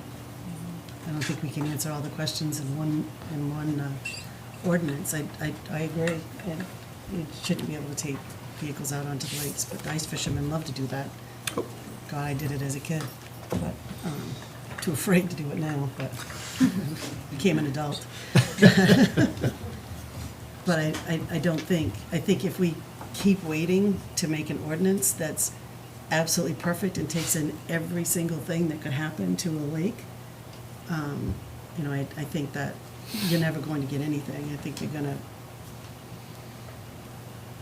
to be looking for perfect, and you're never going to get it. And there's always going to be the argument, well, we could also do this, we could also do that. We've got to start somewhere. And I think this is a great way to start. The same thing as we started with Branch Lake, and I think there's a lot in the ordinance of Branch Lake that actually could be brought forward to some of our others if, staff have looked at that ordinance and said maybe we should have Branch Lake ordinance be the same across our city instead of worrying just about the one lake. I would agree wholeheartedly with that, because there are a lot of restrictions on Branch Lake, as there should be. So I just would like to start somewhere. Matt, I'm just wondering, do you have any language in mind around the commercial piece? Because that's the one thing that I think we definitely need to change, is to make sure that the commercial use, the campground owners, that this doesn't impact them, the guides, that it doesn't impact them. If you own that property, that you're treated the same. So do you have any recommendations? The only thing I would just add then would be the commercial purpose definition being a use in which the shorefront owner or watercraft owner is given payment through the rental or use of the watercraft or mooring as a dwelling unit or something along those lines. And that would allow the campgrounds, they own the property, they can have their floats and anchor and moor, and that language would address that. Yeah, and I think for the overnight portion, maybe just making it clear that if you're not just an individual who owns property, but a business that owns property, and you need some more overnight, that's also acceptable if you're, like, businesses can be shorefront property owners. So I think that language to be reflected in this, so as we move forward. But like, if a campground couldn't have overnight boats, you know, take the, because you know how campgrounds also have those houses, they couldn't take that out onto the water and have a boat and be take their campground and put it out into the water, right? They In that could definition? let people sleep on it, or use it as a, like, live on it overnight. Yeah. But they could, like, leave it moored in the water if nobody's on it. Okay, but they still couldn't use it as a de facto tent or Yeah, no. camper, okay. So with that language, to amend it, I think that addresses the concerns I've heard from the public as the major. And putting the temporary daytime anchorage wording that you had before. Yeah, I mean, I can just make it an anchorage may be placed, and just make sure anchorages aren't overnight, or I can make it temporary with the 4-hour time limit. I hate that 4 hour, I'm sorry, but I don't like 4-hour time limit. I don't think anybody that's using that water, you know, as an anchorage, just to fish, should have, be said, well, you can only stay there for 4 hours. Number one, you never, to his point, you're never, ever gonna be able to, who's gonna be out there with a watch, right, saying, oh, you're over your 4 hours? I mean, as long as they're out there and they're not overnight and they're not Yeah. moored, what does People that are matter? used to that. Those are posted in parking lots, no overnight. Yeah, no exactly. Overnight camping. That's, people are used to that designation. And then we're gonna put dates on there when this is, Can you do I mean, like, just wanna start, like May or April to December. Or ice out, Or ice, ice yeah, in. something like that. have a timeline for, like, ice season, open water season. open water, yeah. Open water.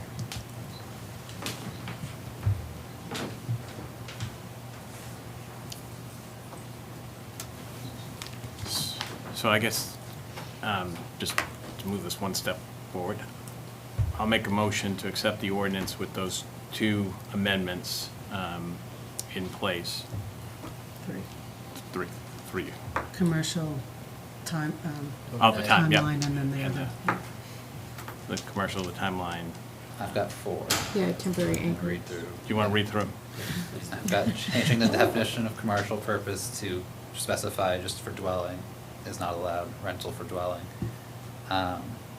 Businesses can be shorefront owners, the timeline for open water season, and the addition of an anchorage may be placed within the mooring control area. But the overnight portion would still apply to anchorages. Okay. So I'll make the motion, the ordinance with those amendments. I'll second. We have a second. Discussion. Councilor Howard. Could we get a clear effective date in that motion? Sure. Well, I'm asking. I mean, you guys. And then I'm going to nod, whatever he says. I would say if the 90 days is too vague, now that we're making changes, I mean, we could just make it as clear as, you know, the 1st of 2024, and then that way next season it goes into effect. Yeah. I'll amend, friendly amendment. I'll second the friendly amendment. So to be clear, this motion on the table would be effective January 1st of '24. Correct. Okay. Further discussion. Councilman. Are we gonna put some signage on all the lakes at the boat ramps so that people are aware of this? Because, I mean, as a responsible boat owner, you should know this information, but are we gonna? That's good. We probably good need idea. to think about Probably some- think about how to enact it, if it passes. Yeah.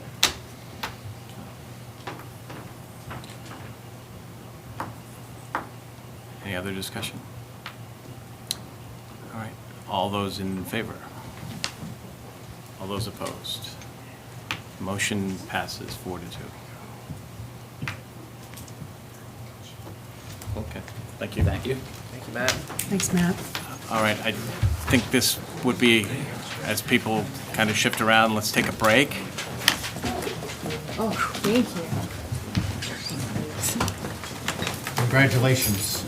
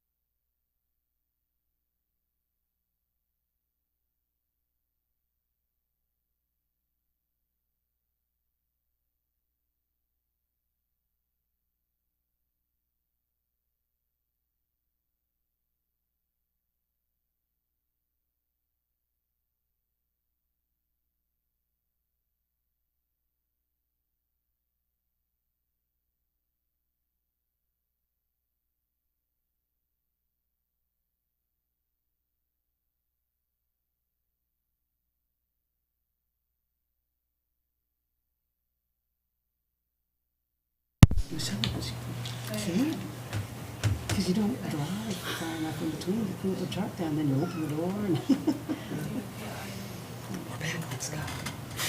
Oh, we are back. I'm busy. Thank you very much. By bedtime, Mr. I Chair. know. upon us. I gave you a break the first time ever. I know, but we didn't really need one. Just kidding. Oh, I did. Yeah, we will. I think we will. We'd be almost done by now if we hadn't had that break. No, I think the EMS thing's probably. All right. Just kidding. So we are back and moving on to item 13, Council Order Number 082104, request of the Code Enforcement Officer to take property located at 16 Central Street by eminent domain by the way of an order of condemnation. Lori Roberts with the code office, and I wanted just to take you back a little bit. The gentleman that lived at 16 Central Street passed away. His widow lives in London, and we've not been able to have good communication with her to get probate started if she was going to have probate. That kind of all fell off to the side. You had determined that it was a hazard back in April on the 10th at a council meeting, and we gave the widow 2 months in addition to get probate work done. And she didn't come up with that. Our attorney was attempting to speak to her attorney in London with no response. And so the widow, in turn, had requested friends in the area to remove items from her home that she didn't want to have destroyed or taken away. Not all of them were there when these folks went in. Some of them had been removed. And so they took all the stuff that she had asked, except the stuff that was stolen. And now our attorney is suggesting taking it back by eminent domain because it's an attractive nuisance. It's a hazard. The chimney's fallen away from the home. Animals are in there. The roof is leaking, and it's got lead paint. So that's where we are.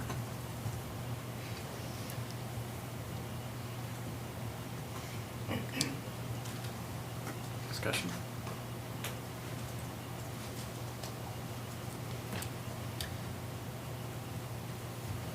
So this is the city would find the value at $0, but could possibly send money as a gesture or. Right. She's not the owner. She's not ever gone through probate, so it would be as a big gesture from the city if you chose to send her financial payment for it. When was the last communication that you had with her? I have not spoken to her. The attorney's been in contact with her attorney. I haven't spoken to her since last year.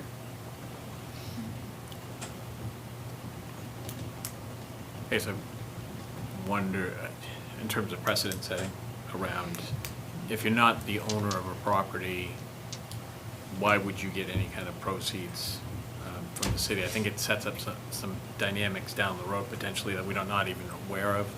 And for me, that's a question I have just in terms of precedent setting. I think the issue, this is why the council addressed this situation in terms of buildings like this. There's a public safety issue. And the longer those types of dwellings are allowed to just exist, it's safety and it's also valuation of any property in that immediate area. So I think as a city, as long as we do the due diligence and make every attempt to get to the owner, to get it resolved, to get it back to the ownership, I think we definitely should be doing that. I think you've done that. Yeah, we I don't tried. know what more we can do, and I think we need to act on it. But I understand your point on it. I just think that it would set a precedent that I think would be really tough for us at some point in time as a city. What, I noticed this is eminent domain. Yes. What's the tax status of this, and why is it eminent domain as opposed to a tax foreclosure? She's not that far back in her taxes for us to take it to a lien at this point because the bank was paying the taxes and then the bank just decided to dump it because of its condition. And they had paid the taxes up to that point. She only owes for this year if she were to pay them. She being the widow? Yes. Okay. So to wait and go through the tax foreclosure process, which is different than the eminent domain, the way I read it. Yes. When would that happen for Probably lack of? 2 years. At least 2 2 and a half. So we have another year of this problem. 2 more years. It'd be a year from December. Yeah. Because you pay taxes up through this year. Yeah, so 24. So the we're taxes going are to lien current. until next year, and then Right. Oh, so it's 18 not months even after a that, lien. so 2.5 years. Yeah. So in September, they would owe the first installment. Okay, so And they're this- current as of today? Yes. Okay.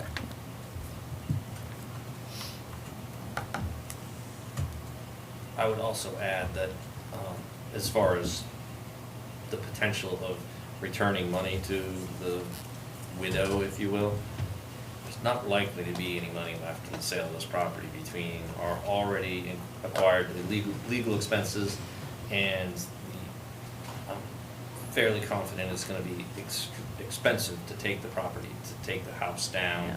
especially with the lead paint. and- We have lead paint remediation, and then we also, for the demo, probably about 65,000. and- That was just an estimate from. And that land is not gonna capture that much in the open market. It's a Yeah. small, very small. Lot. Difficult lot, down an embankment, it's not terribly desirable, so. We'll probably lose money, quite honestly. We'll try and work hard and get a good price, but.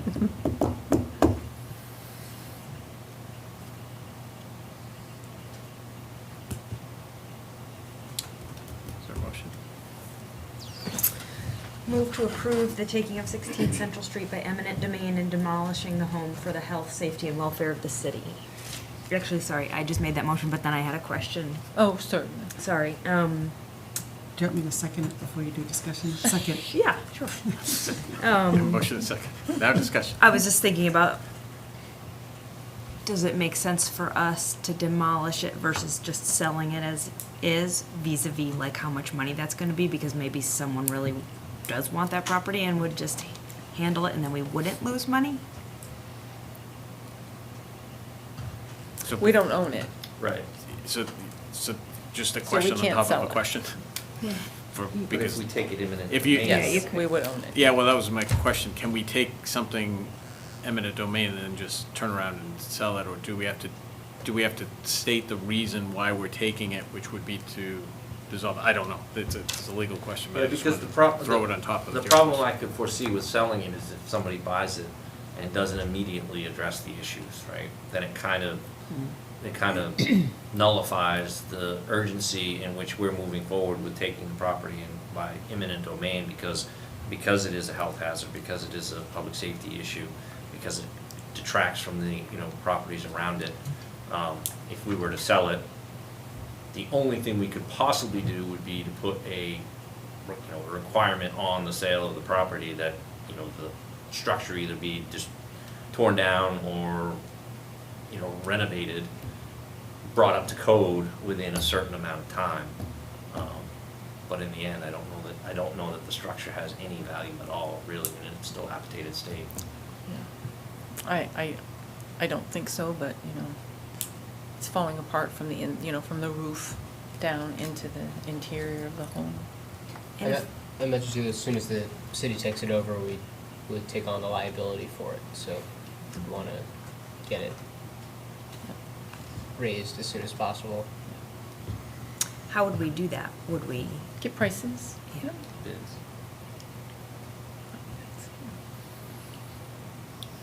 Further discussion? I'd just like to make one comment that I think this property owner deserves the same treatment of every other property owner. And it's one thing if we take a property for tax liens and exercise that, but I certainly am not in favor of eminent domaining something that some of us don't like. I get the point, but to me, it's short-circuiting the process of lack of payment.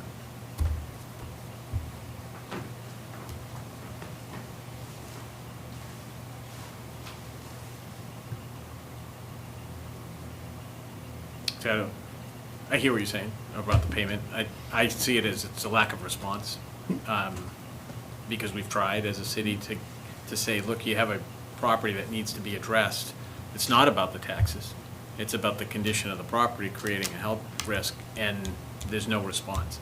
And I think at that point, that's what the whole process was. That's why we developed this process, was to be able to address those rare situations, but to be able to do it with the health and safety of the larger community. So I just see it a little bit different. I hear what you're saying. If it were just about the taxes, I'd be 100% on board with you around that.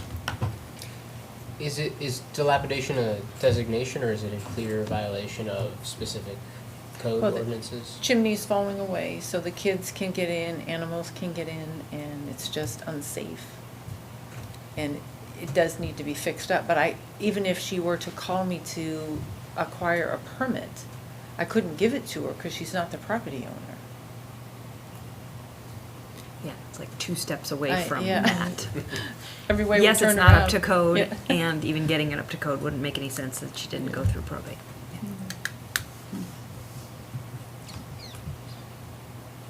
Doesn't seem like she wants it. No, but it seemed like she wanted her stuff out. She made sure to get, acquire her items out of there. So she made definitely arrangements for that, so. All right. A motion second. All those in favor? Opposed? Motion passes. Thank you. Thank you, Lori. Item 14, Council Order Number 082105, request of the fire chief to accept the EMS license granted by the State of Maine EMS office as a transport service at the basic EMT level with permissions to the advanced EMT level to take effect August 22nd, 2023. Good evening, Council. As he stated, this is a request to allow us to start transporting as a supplemental mutual aid service for the city of Ellsworth. It's been a long process that we've been working forward with. We acquired an ambulance this spring with your approval. We went through the licensing process and worked out a response plan with the contracted provider for the city. It's all been signed. We've worked with the dispatch centers and had that response plan put into place. We've received our license at the first of the month for both the ambulance and for the capability to transport. Tonight is the request to ask you to be able to start that transport. The basis of the response plan, if our contracted provider is not available, would be when we would do the transport. This doesn't mean that Ellsworth Fire is not going to respond to EMS calls. We're still going to do our day-to-day business like we've always done. This just puts a step in there that we will provide the transport when the provider is not available, which will take away from having to wait for an outside ambulance service to come into the city, further delaying transport. When is our contract up with the contracted transporter? July of '25. Oh, okay. Well, June 30th of '25. It's a long time, yeah. Yeah, we got another year with them. And with this, you're moving to establish also the ability to bill when we do the transport. Correct. I'll be coming to you guys next month with an ordinance proposal. So it's kind of iterative steps to get to that place. Yep.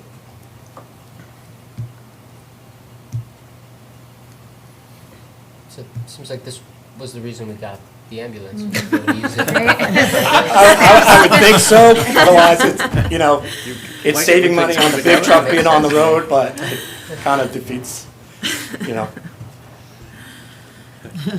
So, just to be clear,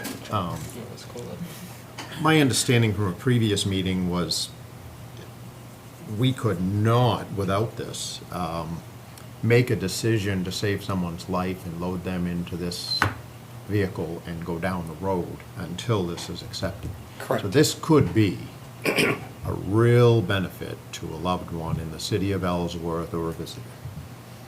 I will tell you, in the past week, we've had several instances where we've had to bring in an outside provider from outside the city with a 15 to 20-minute response time, that while our crews were on scene, we could have been at the hospital in less than 10 minutes with a life-threatening event. I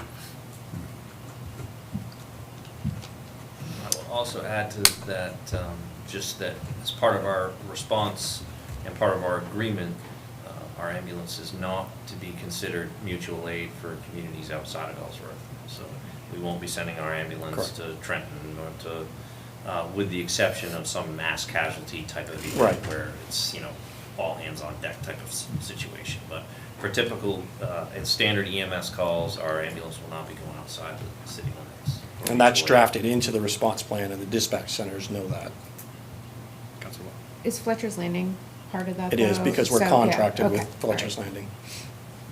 I just want to say, Councilor O'Halloran, that's a really important point that you just made in terms of kind of where we've been with this. And we have to respond to these calls anyway, so we're on scene, and now we're sitting there at times unable to provide the kind of care that we could if we just had the, this in place. And so this is what the discussion's been from the very beginning, is that it's just, there's not enough resources available. It's no one's fault, it's no entity's fault. It's just we don't have enough resource, and since we are already responding, to be able to take it up one notch, I think you're right, we're gonna make a huge difference. Somebody is going to need that level of care, and we're gonna be able to get them to what they need. And right now, your hands are tied. You can't even break the rule for that, right? No, cannot. We would lose any other further opportunities to have an Right, EMS right, license. Right. Could I get permission to vote with both hands? You If still you just were get gonna one vote in favor of something, you can vote with both hands. I'll even hold it up for you. Is that a motion? How's your staffing? How are your EMTs, paramedics? Are you fully? Fire department is fully staffed currently. With the model that we're currently going to be doing, if you approve it, we can maintain. Any future endeavor, we would have to increase our staffing. But right now, we can maintain with what we've got, given the model that we're looking to do. So.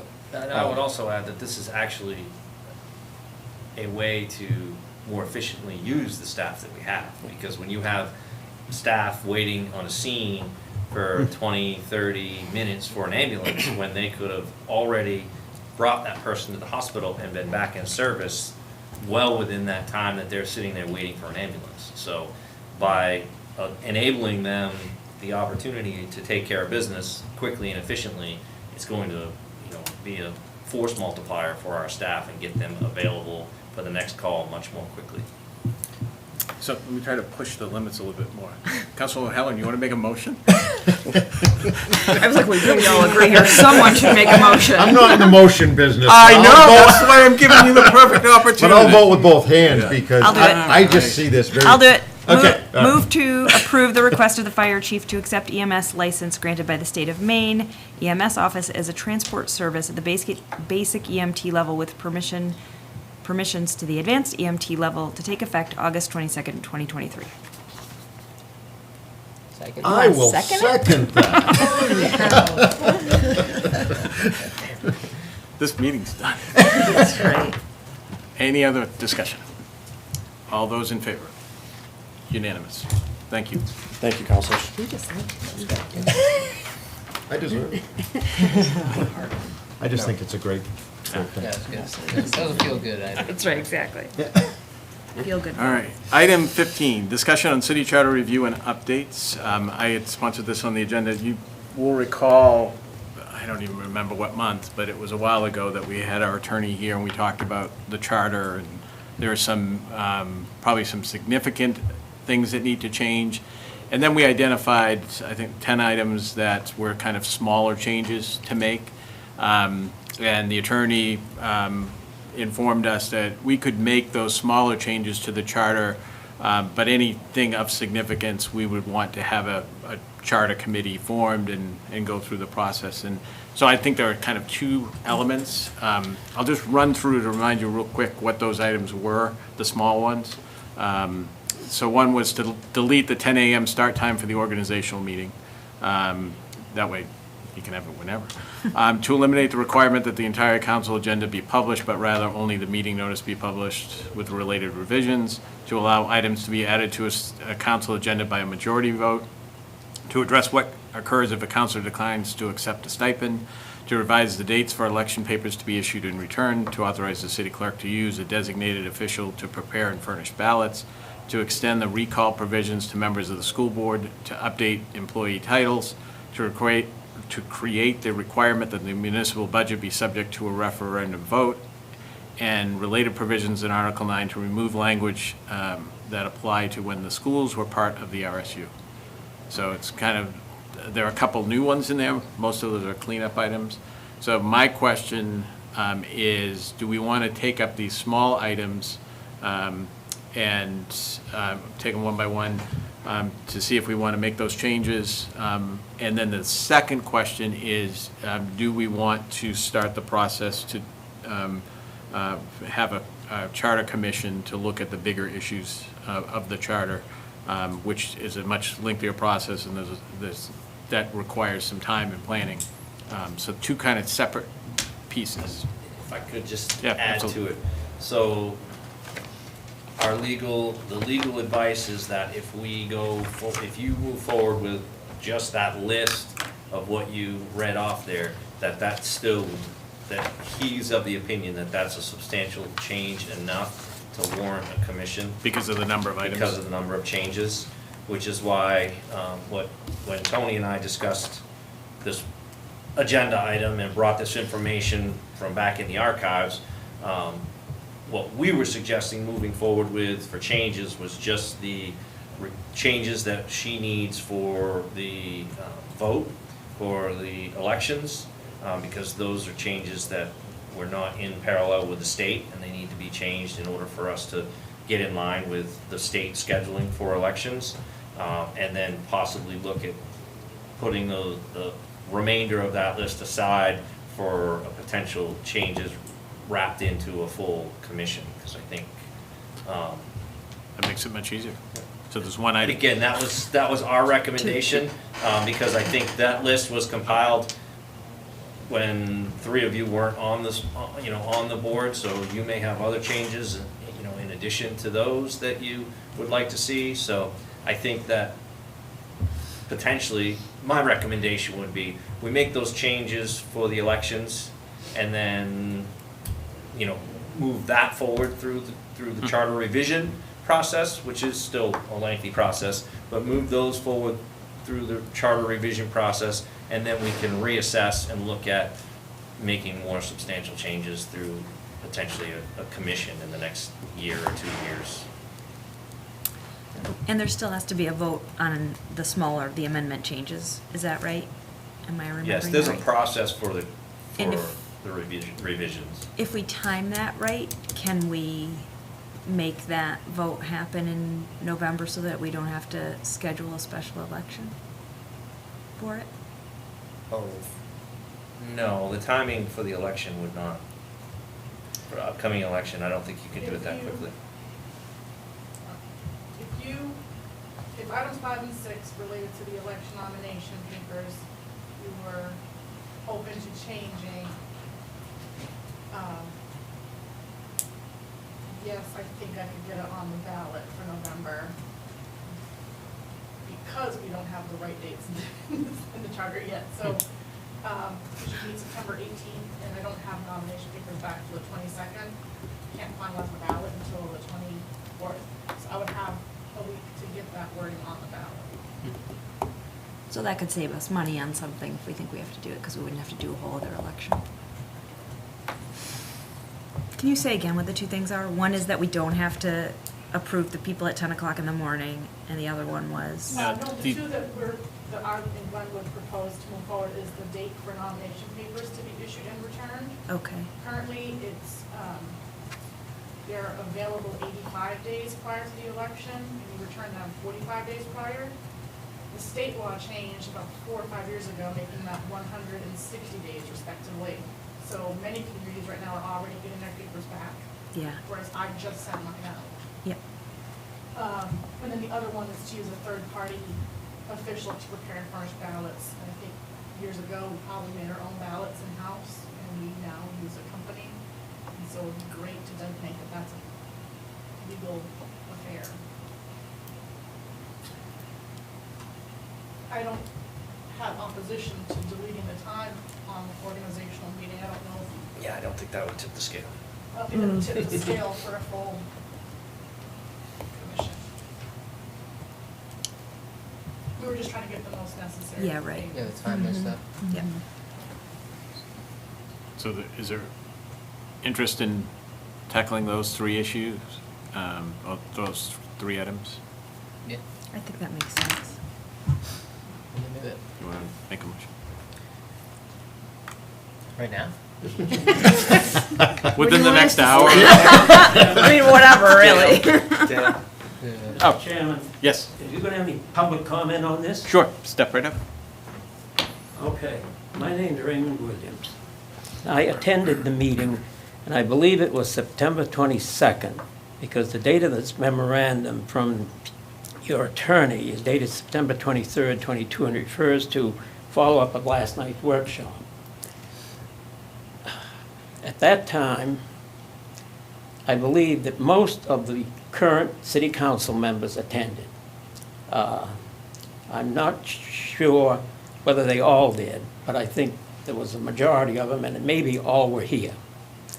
There have been 3 changes since then. And I was that night, I think I was the only member of the true public at that meeting. I believe you had the city attorney here, the manager was here, the city clerk was here. There may have been a couple other city officials here. There was one other person who was in the back of the room, sitting a few chairs away from me, who I thought was a reporter, but I think from things that came out later in the months after that meeting in the fall, that was probably a city employee or a former city employee who had interest in these matters. My basic point is, first thing, I think it's the city clerk, and I think she's right, these dates should be brought into conformity for papers with state statute. I don't think there's any problem with the drafting of the time of the organizational meeting, because it will be held annually at 10 a.m. on the first business day of the next week following the regular municipal election, or as soon as possible thereafter. And I think for the last, and I think the chair can probably know since he's been on for 6 years, that for the last 3 or 4 years, I think you've done it in the Monday evening. And I don't see the way this is worded that there's any major emergency to have changed that, but if you were going to do it, that one could be done easily. The other 3 items, 2 items in section 5, you had discussion about them, about the notice of the meeting, and the notice of the meeting provision that someone suggested maybe should be done was a notice of meeting provision that was not in the original council charter revision when it was done, but it was within a year of it, it was changed to allow for publishing of the complete entire council agenda shall be published. And that was put in, and I don't think that should be changed, or should consider to be changed. The item about amending charter, the council meetings, is an issue which has popped up at meetings that I've watched and been that you can't amend the agenda unless it's by basically a unanimous vote. And you have to have 6 members present. Yes. I suspect that when the charter was revised, that there was probably a reason why that was put in. And I don't know, probably was a good reason why it was put in. The other thing is, I don't think there's any necessity or reason to have a major charter commission revision, a charter revision commission. I've heard tonight the chair, and maybe some others have made comments about there being other major items that need to be reviewed. I think that comment was made at this workshop session, and but no one has ever come out and said what the major items require a full-blown charter revision commission with the expenses that it would bring to the city, what changes need to be made to the charter. I'm not aware of any. And I don't and I think some more study should be done to it. And I would also note that at the meeting last September, that was after, I think the election was in full swing and everyone was running, and I was fully expecting to come to that meeting and seeing, if not all, at least some of the people running for the council then. And there was no candidate, anyone running for the council that attended that meeting, including the three in particular who won at that election. But none of the other 2 or 3 or 4 candidates were added either, which really, it sort of surprised me. So, but basically, my point is, I think, also, I don't think you need to recall school board members. And I don't think you need to send the municipal budget to a referendum vote. And the only other thing that has popped up at council meetings when I've been here over the last 2 years was, I think sometime in the summer of 2 years ago, the school committee came in and they were here for other reasons, but the chairman mentioned, whoever the chair was at that time, mentioned the possibility of increasing the size of the school, I don't know if anyone would remember it, but increasing the size of the school board from 5 to 7 also. And there was a discussion about the procedure to be taken, but I don't know. I think that may be a dead issue because I don't think that's ever come back to you, and I haven't actually seen anything school board committee meetings talking about it either. And I truthfully, I don't think they need to increase their board either. So I will, basically, my position is I don't think you need to have a full-scale charter revision commission and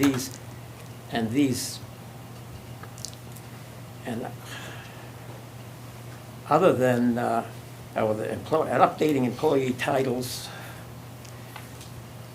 I don't think that's a major thing. But you definitely don't need to have a full charter revision commission to change that provision.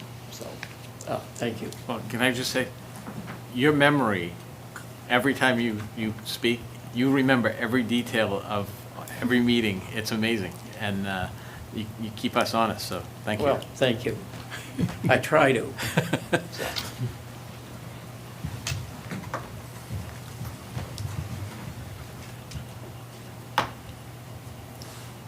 Were you making a I motion? I can't remember.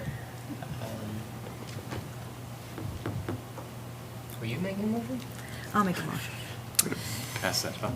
Move to approve moving forward with 2 charter amendments.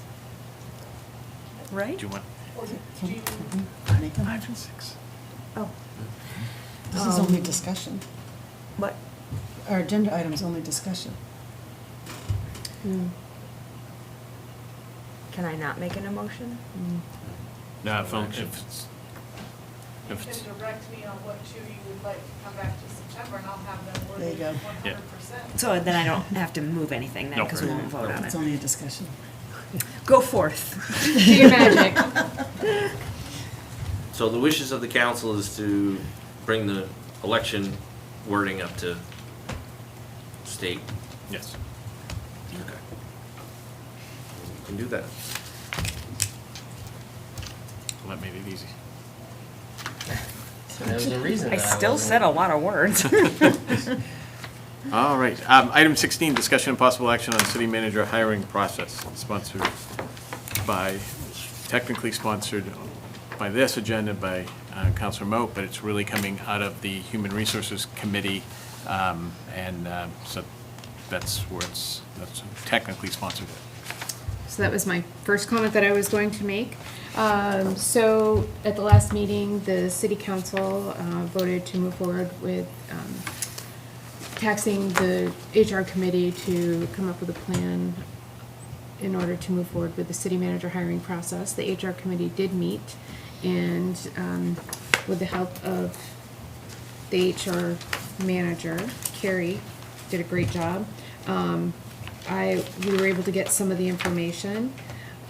What I have for you, do you have a copy of it? Okay.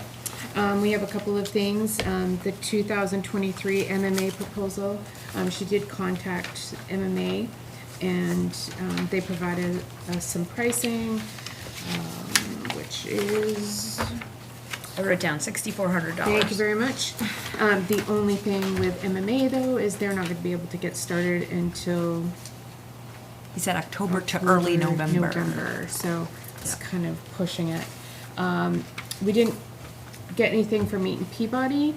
We can move in that direction. It's about $5,000. That's what we paid last time. It might have come up a little bit more because we had to pay for some expenses, like advertising and mileage, that sort of thing. But the contract was for $5,000.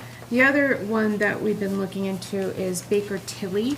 We have not received a proposal from them. I went on to the City of Portland's website, who they just recently hired back in sometime May. this year. It was May. It was May. I looked at it. They hired, their contract was pretty expensive, $26,500, but it was for the City of Portland. I think our scope would probably be much different. So I just am bringing this information to you to how you want to move forward. We have another HR committee meeting next Tuesday, I believe, and so we're just bringing this to you, how you want to direct the HR committee to move forward. Did I cover everything? Yeah, I think so. the only thing I would add is more just a comment around the process, just based on the last process, is there's a real difference between some of the entities we just talked about in terms of what they do versus a headhunter, in terms of a headhunter is tasked with getting somebody, bringing somebody in and making sure that position gets filled. What we had in place last time was more of a, I'll use the term broker, that put out the ads, collected the resumes, reviewed them, but then just gave a notebook to us and then did some pre-work. And so I think that should be part of the discussion in terms of, is that a value of the city, or can that be done by city staff versus spending money for just that kind of service? So I think we need to know what it is that we want from a vendor to make sure we select the right one and not just pay for something that really isn't going to get us much other than a little bit of advertising and a little bit of vetting, which we might be able to do as a city ourselves. So. And right now, MMA there's a lot of city manager vacancies, so we're going to be competing against a lot of other municipalities as well. And other organizations might have a wider, broader reach than MMA. Yeah. Okay. And I'm sure there are other organizations other than Baker Tilly, because I was looking into that myself, but they did seem to have quite a broad reach, and they do this work, so.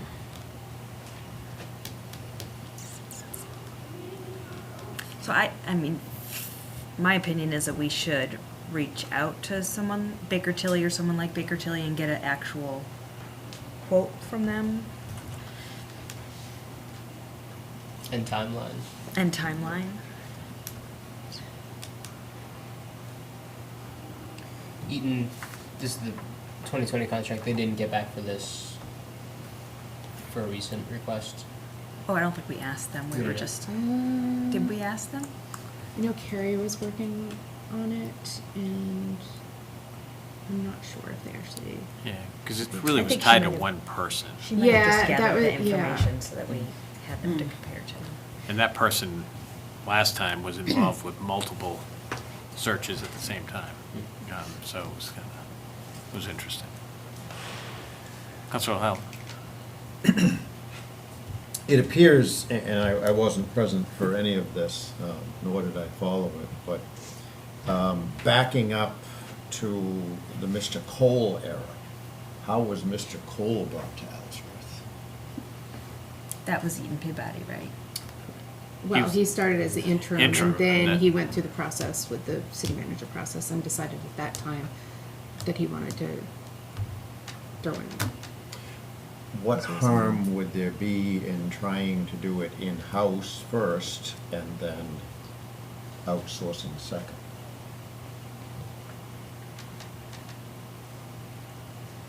Well, we wouldn't want to waste time. I guess I wonder what our reach is. It seems like a pretty important thing, like, if we're gonna put in our effort and make a change, we should really get it right. But the last time it didn't produce, correct? The last time it came down to begging Glenn to fit this role for 3 years. Is that a fair? I would talk to the people who were involved in I it. mean, I was not you involved would in say it, so. right, in 2015, same thing, you ended up using the same Yeah. person who had as Yeah, interim, yeah. so. Yeah, I just. I think if we're just going to hire somebody to do the advertisements, I would say I agree 100%. I think we should try to do it. I think with the social media piece, that would, she can work with HR and get it out there and you reach a broader audience. If, however, we're thinking of a different process that's more engaging and more directive in terms of actually going out and recruiting versus just posting advertisements, that's a different process. So I think we have to decide if. Which way? Yeah, if we're just gonna advertise, I think we do it in-house to start. And because I don't think I think we can get the same reach that Yeah. we've seen the last couple of times. And then, if there's not adequate process, then we could look at professional help. Yep. Is that?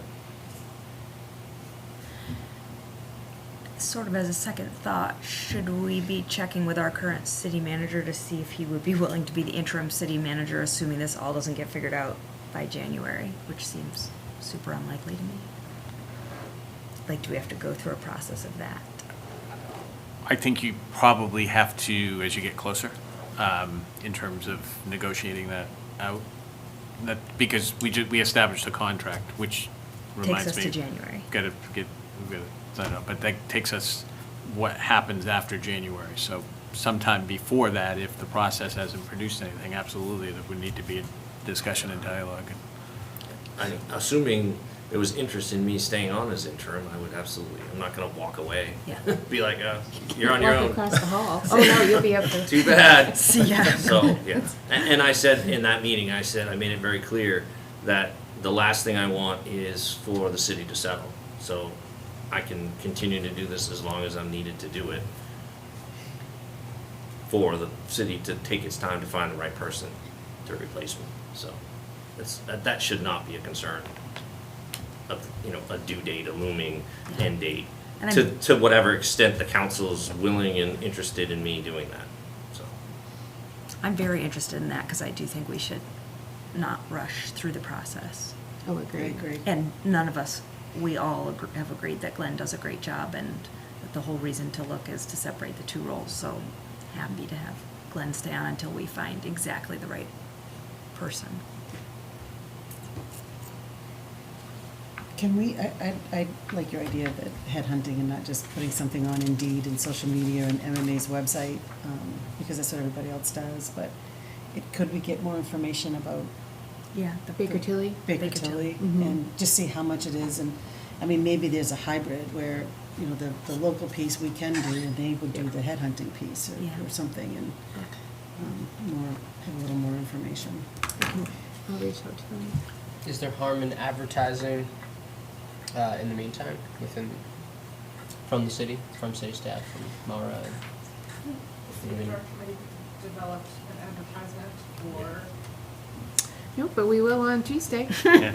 I think we definitely, as a council, need to know what the process is first, so before we advertise, because if we get some candidates, we've got to know exactly, so it doesn't feel like just, a small group is doing it. It's got to be the council, and we should lay that out in terms of what it looks like from start to finish. When do the department heads get involved, public participation, all of that. So we should definitely map that out, and certainly the committee meetings, if you're able to attend, that's helpful too, to move it Absolutely. all. So it's Tuesday at 6. But the committee will be bringing it all back here anyway, so. But maybe next month we'll be able to do that.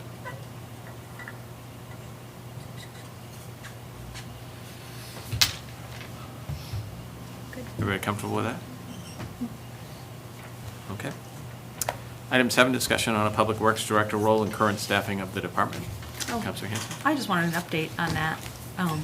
Someone had told me that the Public Works Director job hadn't been posted, so I just wanted to hear about what the thought is and who's doing the work that Lisa was doing. And Yeah, so far it's been a team effort. And I think, anytime from a fiscally responsible perspective, anytime you have the departure of a highly compensated employee, I think it's critical that we take a look at the duties and responsibilities of that person and make sure that we don't have duplication, and to make sure that whatever direction the city moves forward with, that particular position is what's in the best interest of the city and also fiscally responsible. So that's what we're doing. We're taking a little bit of a time to assess exactly what it was, parts of her job that perhaps weren't necessarily in line with what the city needed needs going forward. So I'm working very closely with the 3 Public Works folks who run their departments on a daily basis. The finance department, particularly Ann, has gotten intimately involved, more so now than she did before, with the finances for all the different projects that are ongoing and that are pending. So we're meeting weekly to go over that information and just taking a little bit of time to assess the situation and try to make a decision as to what's best going forward with the city. Do we need, the question is, do we need a Public Works Director who serves as another layer of bureaucracy between those 3 departments? Would that money be better spent on a city engineer who doesn't have supervision responsibilities and administrative responsibilities over those departments, and can therefore spend more time, focusing on engineering projects for the city? Or is there another use for that position and for those budgeted funds that would be more advantageous for the city going forward? So we're taking a look at all of that, and ultimately I'll probably, once we've had a little bit of time and a little bit of experience, come forward to the HR committee with some recommendations and some ideas of what I think is best. And again, it's not me exclusively making this decision. It's coming in within close working and discussions with the departments, the 3 departments that are under Public Works, as well as other departments in the city that work closely with Public Works in the past, to try and just come up with the best economically, fiscally responsible plan for the future for that position.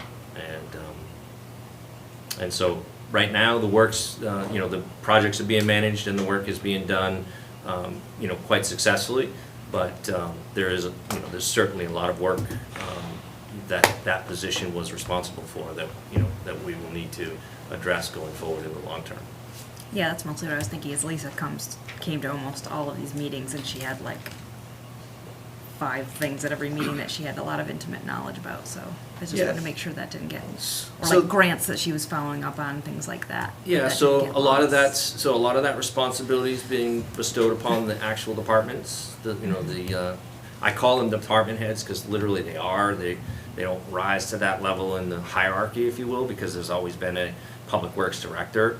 But for all practical purposes, they're department heads. They run their departments. And so in working with them, they've taken on some of that financial responsibility and administrative responsibility, working closely with the finance department. So like tonight, that would have been Lisa standing in front of you for the minerals instead, and it was Adam, because that's a Public Works thing. If it's a water issue or a wastewater, where ordinarily you might have had Lisa, now you'll see Mike or Reggie, because they'll be the ones presenting those projects to you. But again, it's all being very very coordinated, and no one's being left kind of isolated or out on their own to figure it out. We're all working together to make sure that the T's are crossed and the I's are dotted for all of the different projects. So.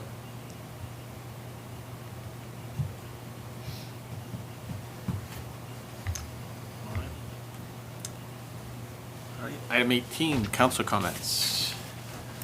Any council like to make comments on anything? Could you hear me stirring? She's got a knife, I don't dare.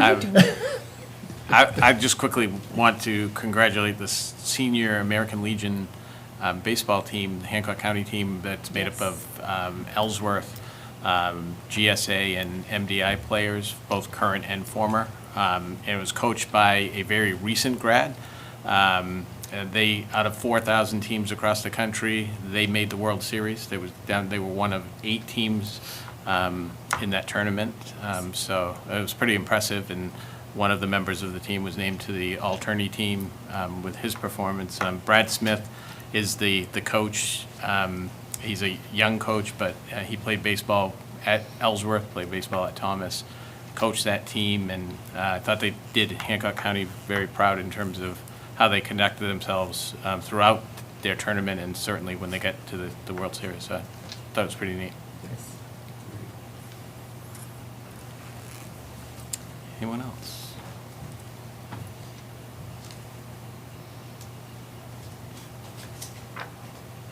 Okay.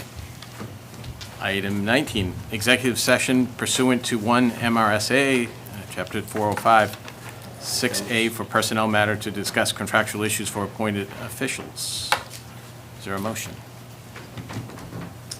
Move to enter executive session for personnel matter to discuss contractual issues. Second. Motion and second. All in favor? All opposed? Motion passes.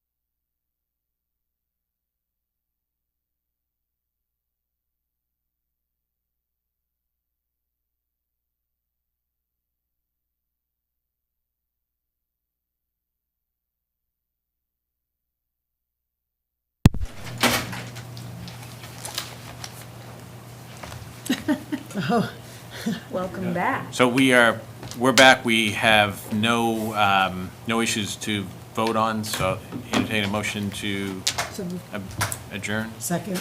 Motion second, all in favor? Unanimous, we are adjourned. Hi, Bill.